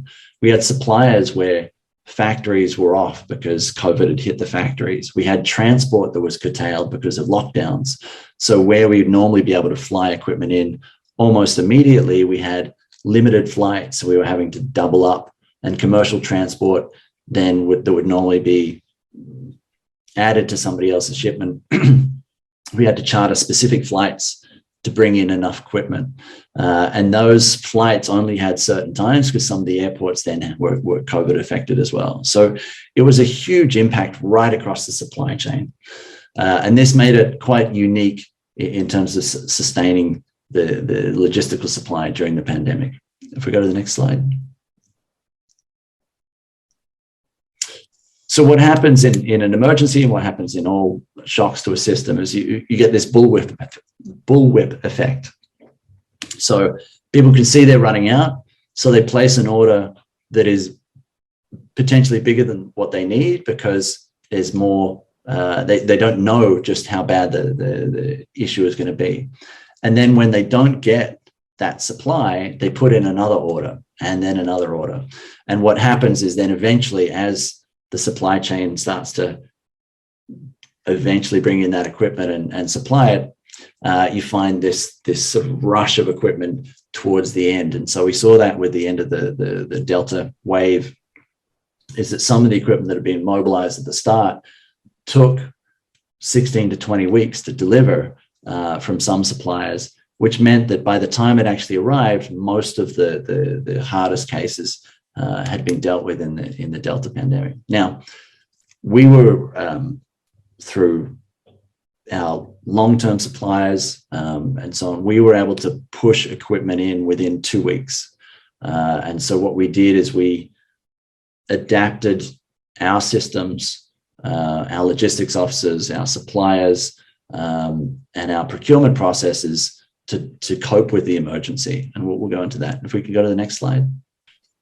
So for us, what worked, and what we saw work with our partners, the central tracking and clearance. I think that the Indian government did really well in setting up the coordination of supplies, bringing material in and clearing them through specialist support, particularly with the Red Cross at the airports.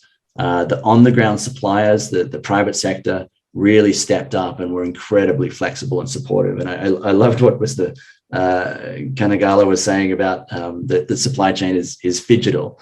that they were able to track the material that was being brought in, as well as move it physically, despite all of the incredible challenges. And I think Mr. Surashan also talked about the resilience and flexibility that the private sector was able to bring.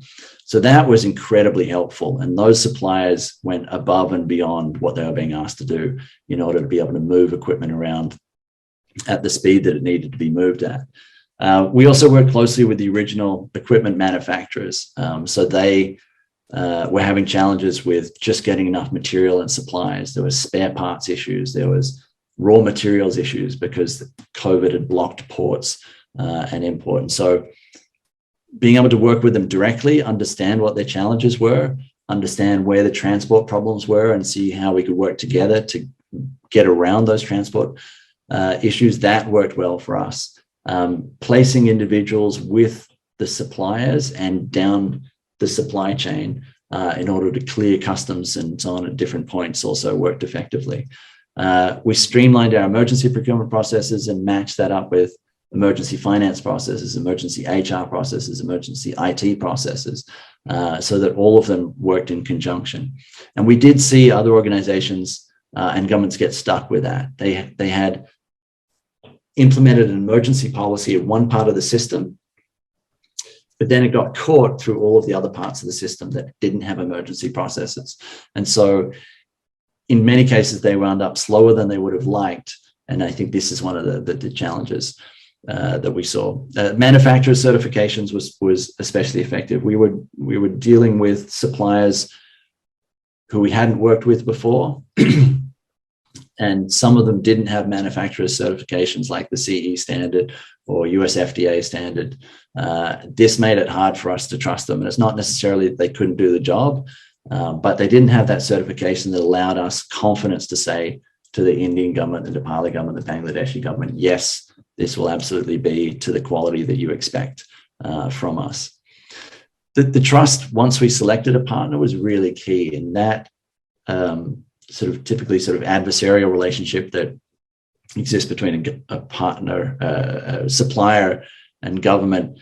We tried to move past that as quickly as possible. We're on the phone on a daily basis with our vendors and suppliers, trying to understand what their problems are, trying to see how we could help from our side and what sort of flexibility they could offer from their side, and really develop new solutions together in delivering. And the speed and simplicity was key. What that enabled us to do was to deliver to India 7,000 oxygen concentrators within 2 weeks of signing. We delivered 2,000 ventilators within 2 weeks of signing with our donor.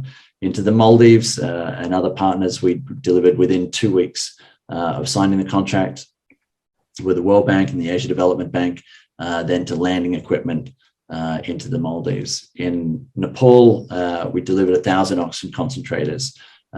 We did 100,000 test kits in 2 weeks when we were asked to by the World Bank in support of the Nepali government. We built oxygen generation plants, 7 of them. We're working on 29 oxygen generation plants in Bangladesh, another 10 oxygen generation plants in Sri Lanka, Myanmar, and so on. But combining it all together, making sure that the emergency processes linked up with the suppliers, making sure that we had the trust with the suppliers and a flexible partnership approach was really key. If we just go to what should be the last slide. And so for us, it was all of these elements: improving the first mile at the supplier end and the transport, improving the last mile, supporting with our private sector, vetting of the suppliers previously, getting specifications agreement. If we were going to do it again, I think it's very hard when we're dealing with a new disease, but getting the specifications lined up and agreed in advance is critical. And for many governments, that can be quite a time-consuming process. It might only take a week, but that's a week where there's an enormous amount happening in the health system that needs immediate support that can slow things down. So some limited stockpiles. I wouldn't recommend massive amounts because of leakage in the system, it becomes obsolete and it's an expensive stockpile.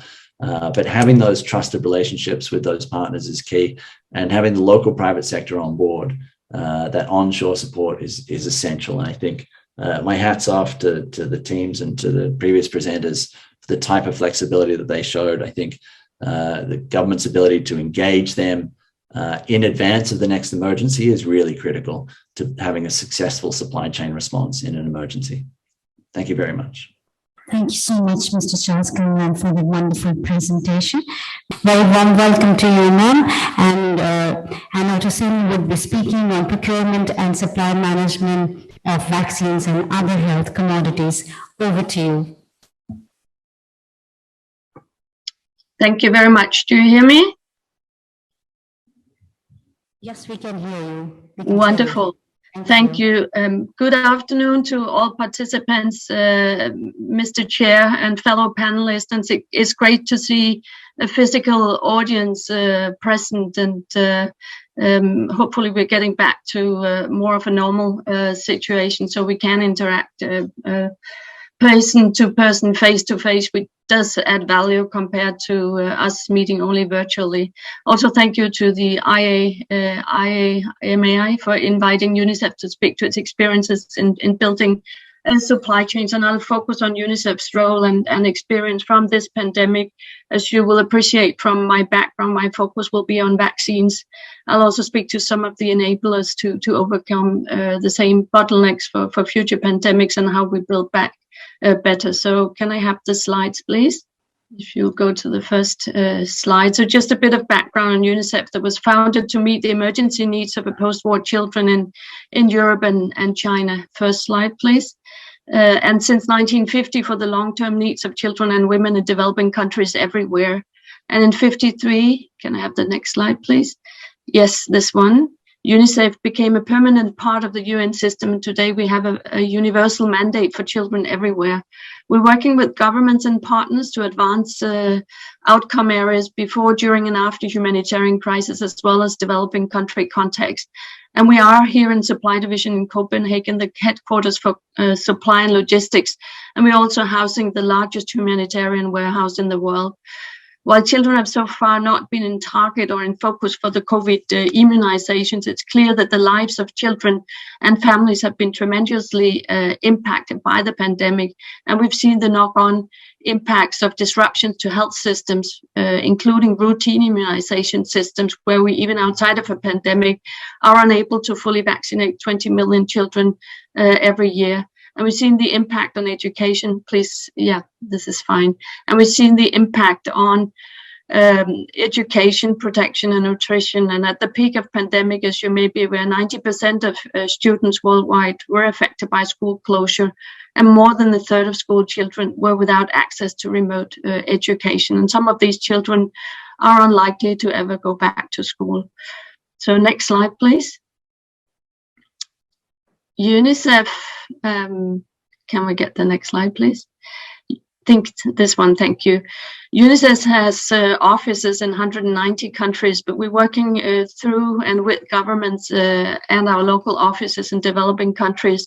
And we have a number of specific target priorities for the supply function to be achieved across 2022 to 2025. You can see here that we're working already from the product innovation aspect, including through to influencing global markets to offer the products that are in demand from countries. We're also working with governments to improve emergency preparedness planning, including all relevant supply elements, and improve timeliness of procurement, transport, and delivery of supplies for emergencies, as well as overall system strengthening to be able to cater for the needs, and ensuring that countries take more of an ownership and ability to lead and to drive the activities, including also digitalization of the supply chain as we move forward, as data are driving and evidencing the impact of the activities that are taking place. Next slide, please.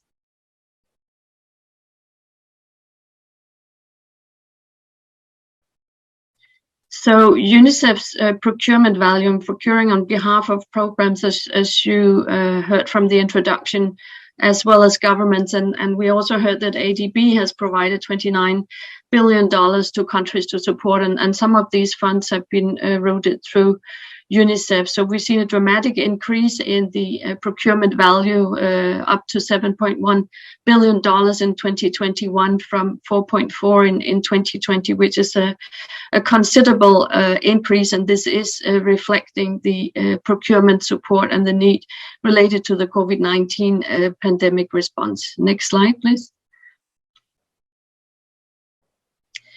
So what you also see here is the further breakdown on that procurement value into the major product commodity groups in 2021, and you do see that the vaccine and biologicals is by far the largest commodity group with $4 billion in value, and there's 2.7 billion doses of vaccines that been procured in 2021. Out of these, only 451 were COVID vaccines. So there is a number of other vaccines that UNICEF has continued to procure and support countries with, including obviously polio vaccines, BCG vaccines, and pentavalent vaccines to ensure the immunizations can take place even in the context of the pandemic. We also facilitated donated vaccines through the COVAX facility. And you see here on the left-hand lower corner that also local technical support or funding has been provided for program execution to include human resources working to support countries and partner governments in social mobilization campaigns to ensure demand also for the COVID-19 vaccine as temporary labor for programs. Next slide, please.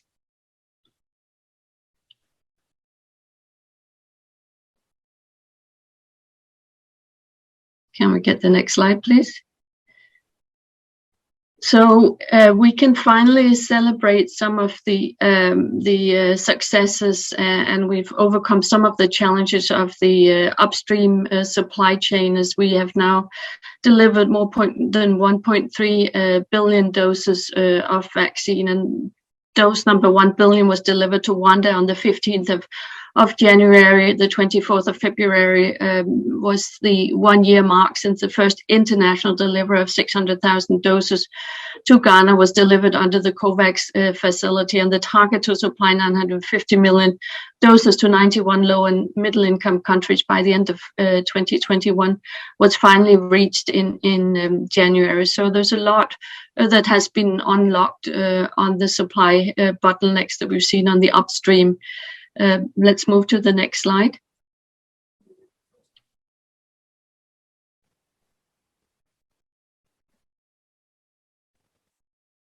So can we get the next slide? Thank you. Just want to provide some highlights also on other commodities that has been delivered through UNICEF. So we've spoken to the vaccines already, but we have also had an increase in the syringes that have been requested through UNICEF. It's clear that finally unlocking the bottlenecks related to the vaccine supply is also leading to other commodities that are required, and it will be important to take a look at what are the commodities that are essential in order to be able to ensure that vaccines delivered are also turning into immunizations and getting to those who are in need and in target of receiving those vaccines. So some countries have refused to receive vaccine shipments unless syringes were readily available in the country. So this has required some coordination. UNICEF has also supplied about 1 billion items of personal protective equipment, 41,000 oxygen concentrators, and the strengthening of the cold chain capacity had already kicked off before the COVID pandemic. UNICEF had supplied 87,000 vaccine refrigerators to 100 countries from 2017 to 2020.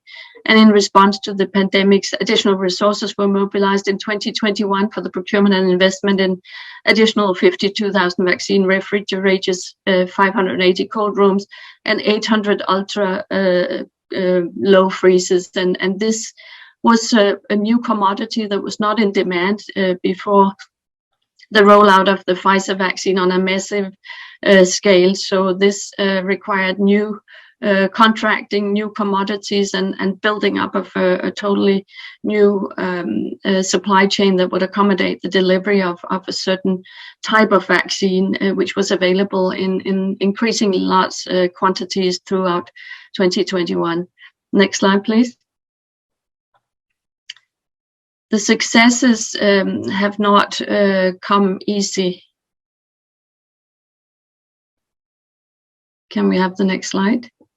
And there have been many bottlenecks and bumps on the road. There was a long delay in finally unlocking the supply bottlenecks, and we delivered around 100 million doses to the COVAX facility in the first half of 2021, 220 million doses in Q3, while supply was finally unlocked in Q4. And over the last 3 months, we've delivered 700 million doses of COVID vaccine to 140 countries.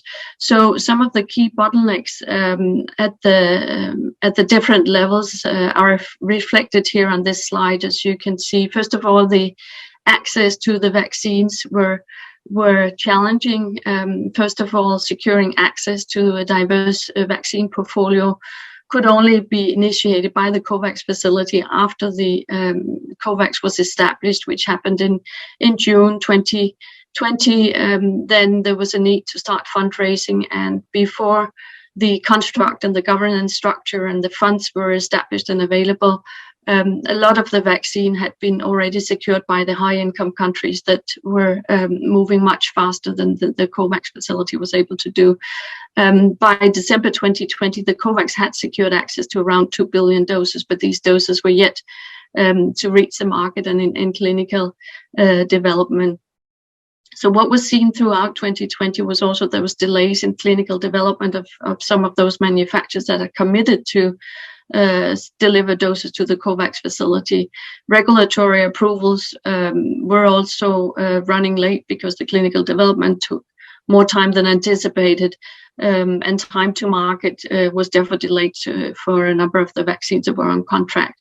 There were shortages of raw materials throughout the year, and the chair already talked about the issue of vials, but there were other raw materials that were difficult to come by, including filters that are material for the vaccine production. So quite a challenging scale up, including also with a diverse network, including an unprecedented level of contract manufacturing organizations and new biotech companies engaging directly in global vaccine supplies, which we haven't seen before because the entry barriers are usually extensive and substantive. And we've saw export bans both on raw materials as well as on vaccines, including as locally produced vaccines in India were redirected to meet the second wave of outbreak response in India. There was impact on labor force, as we've already heard other speakers mention lockdowns, as well as social distancing requirements in the facilities, which impacted the capacity or the ability to deliver. The international logistics sort of collapsed with the airlines in industry March 2020. We'll get back to that in a second. But also on the countryside, there were lockdown measures in countries. Airports were shut down, as you will recall, and there were restrictions and quarantine on goods or flights. We're still seeing high freight rates and a reduced capacity, and we expected that this is going to last another couple of years. And then, in addition to the supply chain challenges at these levels, at the country level, regarding the dose administration, we've also experienced human resource constraints, and also staff have been pulled from other programs, impacting the overall access to routine immunizations. We've seen inadequate cold chains and no access to digital technologies. And certain communities are difficult to access, and rolling out vaccination programs because of crisis has been a challenge, also requiring new strategies as the target populations are different from what we've seen in the past and what the immunization programs are usually dealing with. And then the financial space constraints at the country level have been a challenge as well to fully stimulate demand and ensure uptake of the vaccines once they've hit the countries. Next slide, please.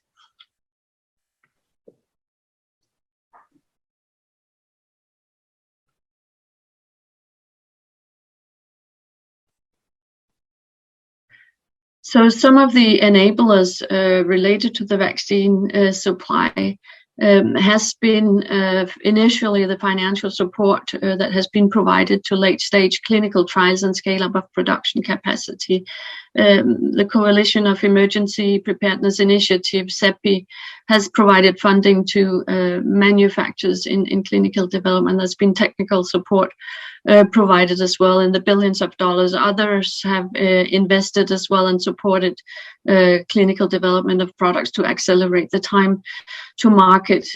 We've seen that the regulatory harmonization and streamlining has been unprecedented as well. We've seen new flexible regulatory pathways. In the past, it's taken up to 10 years to get a vaccine from the bench to the market, and that would be in a positive flow or in a best case.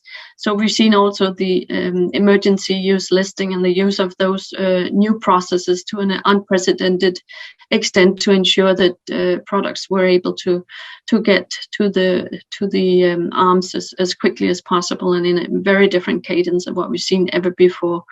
There have been advocacy with governments to lift restrictions and also to donate vaccines as it became apparent that the supplies from the COVAX supply chains were delayed, and also with manufacturers to prioritize to deliver to COVAX to ensure that equity in immunizations could be achieved. And there have been new tools as well on de-risking. There's been a no-fault compensation mechanism established so that indemnification and liability waivers could be provided as requested by the vaccine industry to get the vaccines out at a pace, as we already mentioned. And there's been firm order commitments, cash advances, including for at-risk production. We've seen an unprecedented collaboration across industry to maximize expertise and also to utilize whatever capacity and expertise was available to get vaccines to the markets quicker.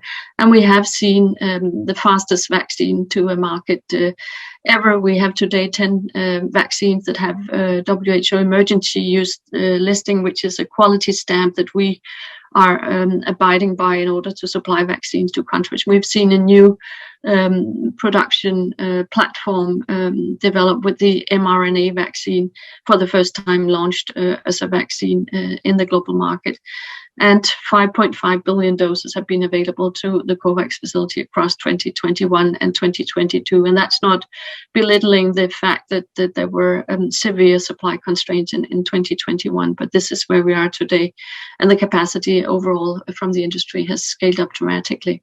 So next slide, please.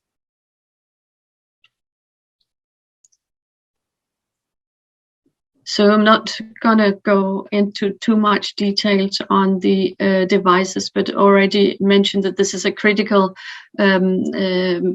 product as well that's required, just as cold chain is a critical requirement. UNICEF procures auto-disabled syringes, and this is to avoid the spread of blood-borne diseases due to reuse of the devices. The majority of world do not use these devices, so expanding the capacity and increasing the overall capacity in a situation where the demand has increased dramatically at short notice has been a challenge. And we did stockpile in 2020 more than 500 million syringes in anticipation and to get ready to the vaccine. So also, as was mentioned before, stockpiling of some commodities may be beneficial, but of course the the shelf life of such commodities will need to be considered. And also for 2022, UNICEF has secured access to 3.2 billion devices as well. Here I also just want to highlight that standardization of products, of course, is an important driver. And you can see that one of these vaccines require an 0.3 ml device, which is a challenge, of course, because we don't know where these vaccines will be allocated. And normally vaccine or devices delivery takes 2 to 3 months because we ship them by sea instead of by air. Air shipments are extremely expensive for these very bulky products. So standardization would also be something that would be important as we move forward as much as possible for new products for the future. Next slide, please.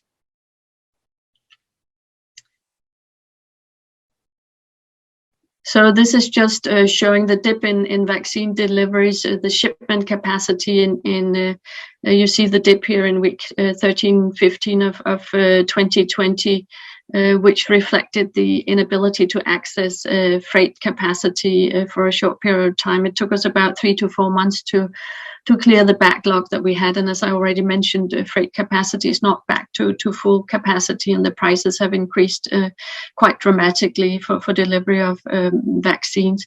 And what you see on the right-hand side of this slide is the doses that were forecasted of bivalent oral polio vaccine in 2020, and we ended up 300 million doses less delivered compared to what we'd forecasted to industry, which of course had industry sitting on huge stocks. But also, you may have heard that we now have an outbreak of wild polio virus in Malawi, and are undertaking campaigns.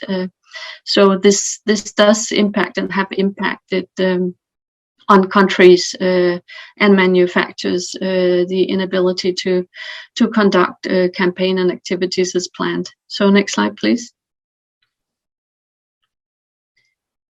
UNICEF supplies around 2 billion doses of vaccine on an annual basis to 100 countries, even outside of a pandemic context, including for outbreak responses, preventative campaigns, and routine vaccines. And we have established a good and long-term partnership with the logistics industry that helps us to ensure that there is priority to vaccine and other humanitarian supplies that are required by countries.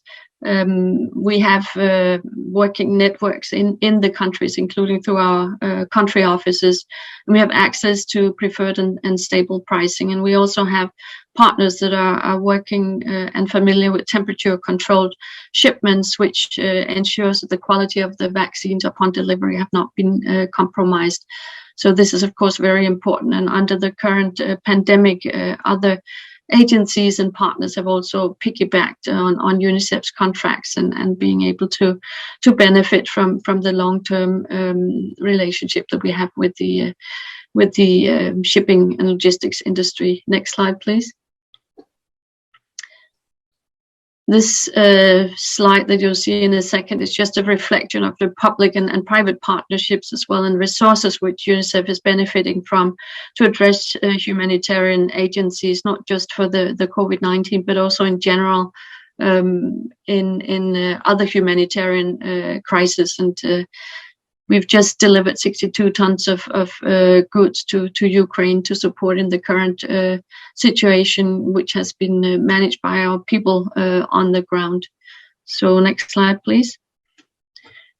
And as the supply bottlenecks of the vaccine supplies were being secured and started to ramp up and become available in large volumes, for countries to access through the COVAX facility.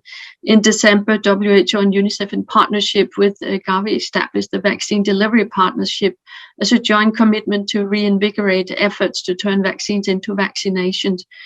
And the purpose is to help countries to meet their national targets and their leadership ambitions while maintaining flexibility and responsiveness required to be prepared for risks and future unknowns.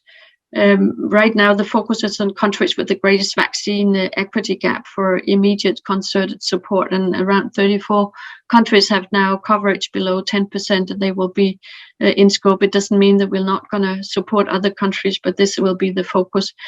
Also, working as one team under the country national ownership and centrality of countries to define and manage the bottlenecks, and ensuring that all partners that are operating in different countries are working with the governments and supporting and drawing in the same direction, recognizing the influx of funds and partners that have engaged to support countries in the current situation to maximize the benefit of those efforts.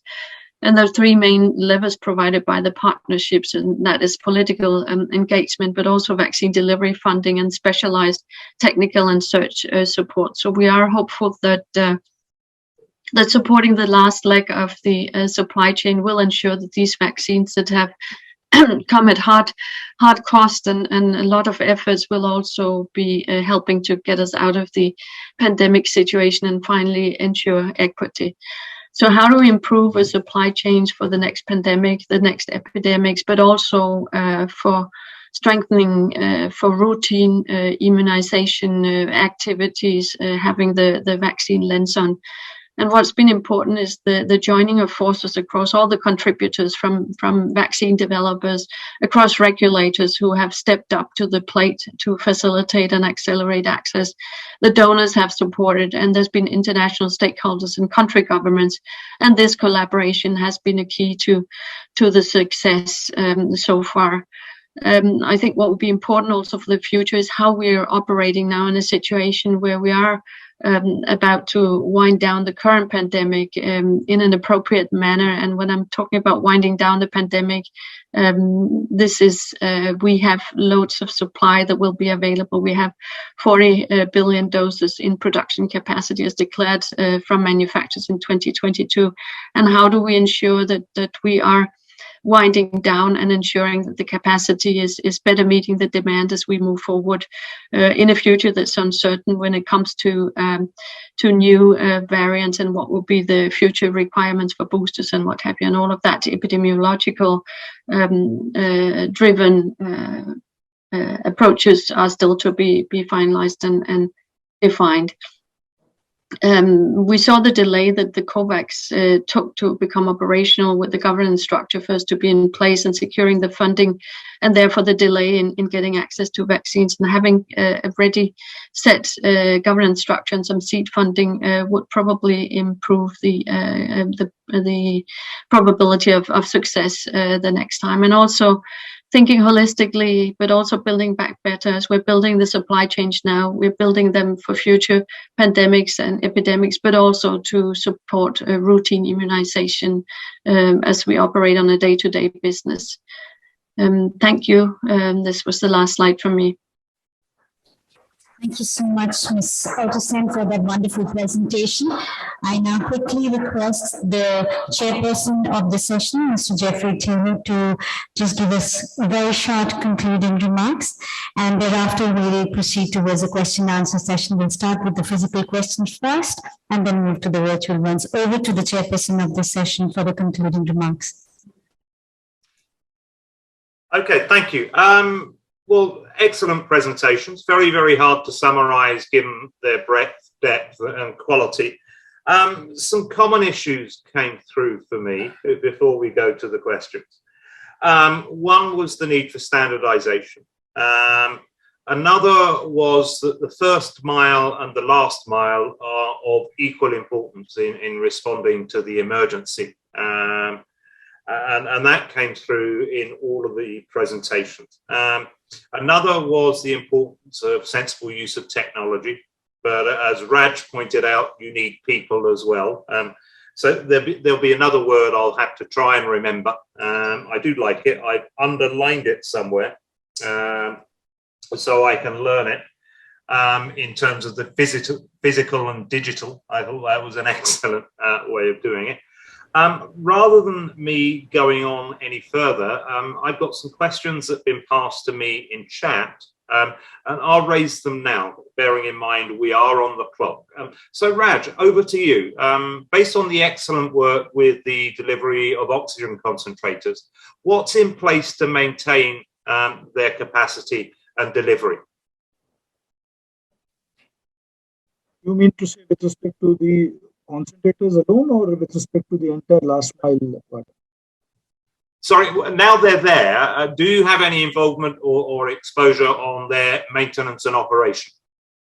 No, because the responsibility transfers to the hospitals, which is, we believe, is a natural progression, and they need to now own it for their patients. Okay, okay. Thank you very much.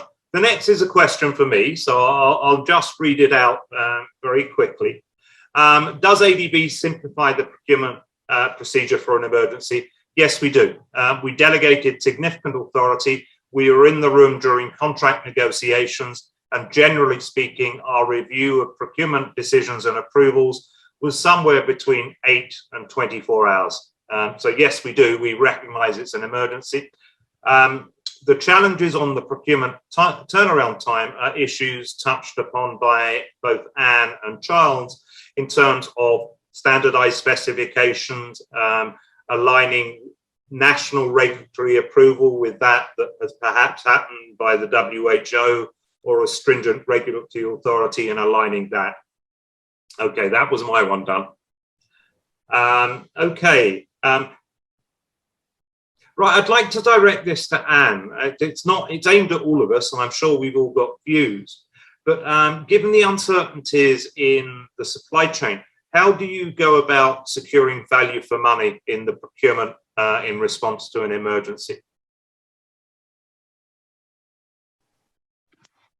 I think that's a very good question, Jeff, because as everybody knows, when you're in a pandemic situation, the most important parameters is basically access to supplies. And of course, you need to have a view on the pricing and the economies as well. But the most important and the critical is to have the access to supply, the volumes, and the timing of that supply in particular. So that has to be the number one. And of course, you'll need to negotiate with manufacturers. But speaking about the vaccines, obviously, as you also mentioned, this hasn't been a buyer's market in 2021. It has been clearly a seller's market. So it has been a challenge. I will say that we have now moved forward to publish the prices of the COVID-19 vaccines. Manufacturers were initially not willing to share pricing information publicly. So this has been a tradition that UNICEF has been pursuing for the last decade for all of commodities, as pricing information is, of course, a driver also for government decision making, recognizing also that prices are not a unique indicator of total landed cost, but there are other aspects that need to be taken into consideration, including specific contractual terms and conditions that somehow needs to be added into the price component as well. So not a very clear answer, but a bit of context. Pricing is important. Best value of money is always important. I believe everybody's doing their best to get the best benefit and the best value for money, being good stewards of the funds that are entrusted to us. Thank you. Okay. Thank you very much. And I've had a request. Would the audience like to raise questions live? Yes, thank you so much. We have certain interjections from the live audience who are sitting in the hall. May I request our audience, so we have one question. Yes. Yeah, hello, thank you. My name is Vikram and my question is for Mr. Charles. So during the pandemic, was an effort made to club the requirement of common goods across the UN agencies, and was any help sought from the multilateral development banks? Thank you.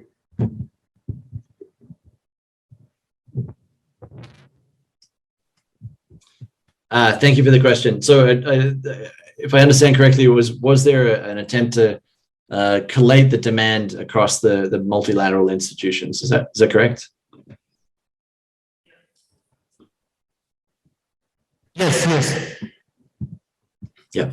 So there was, and there was a very good system set up with WHO and UNICEF as the co-leads in that, and maybe my colleague from UNICEF would want to talk more about how that system worked, as UNICEF were one of the key leads in that process.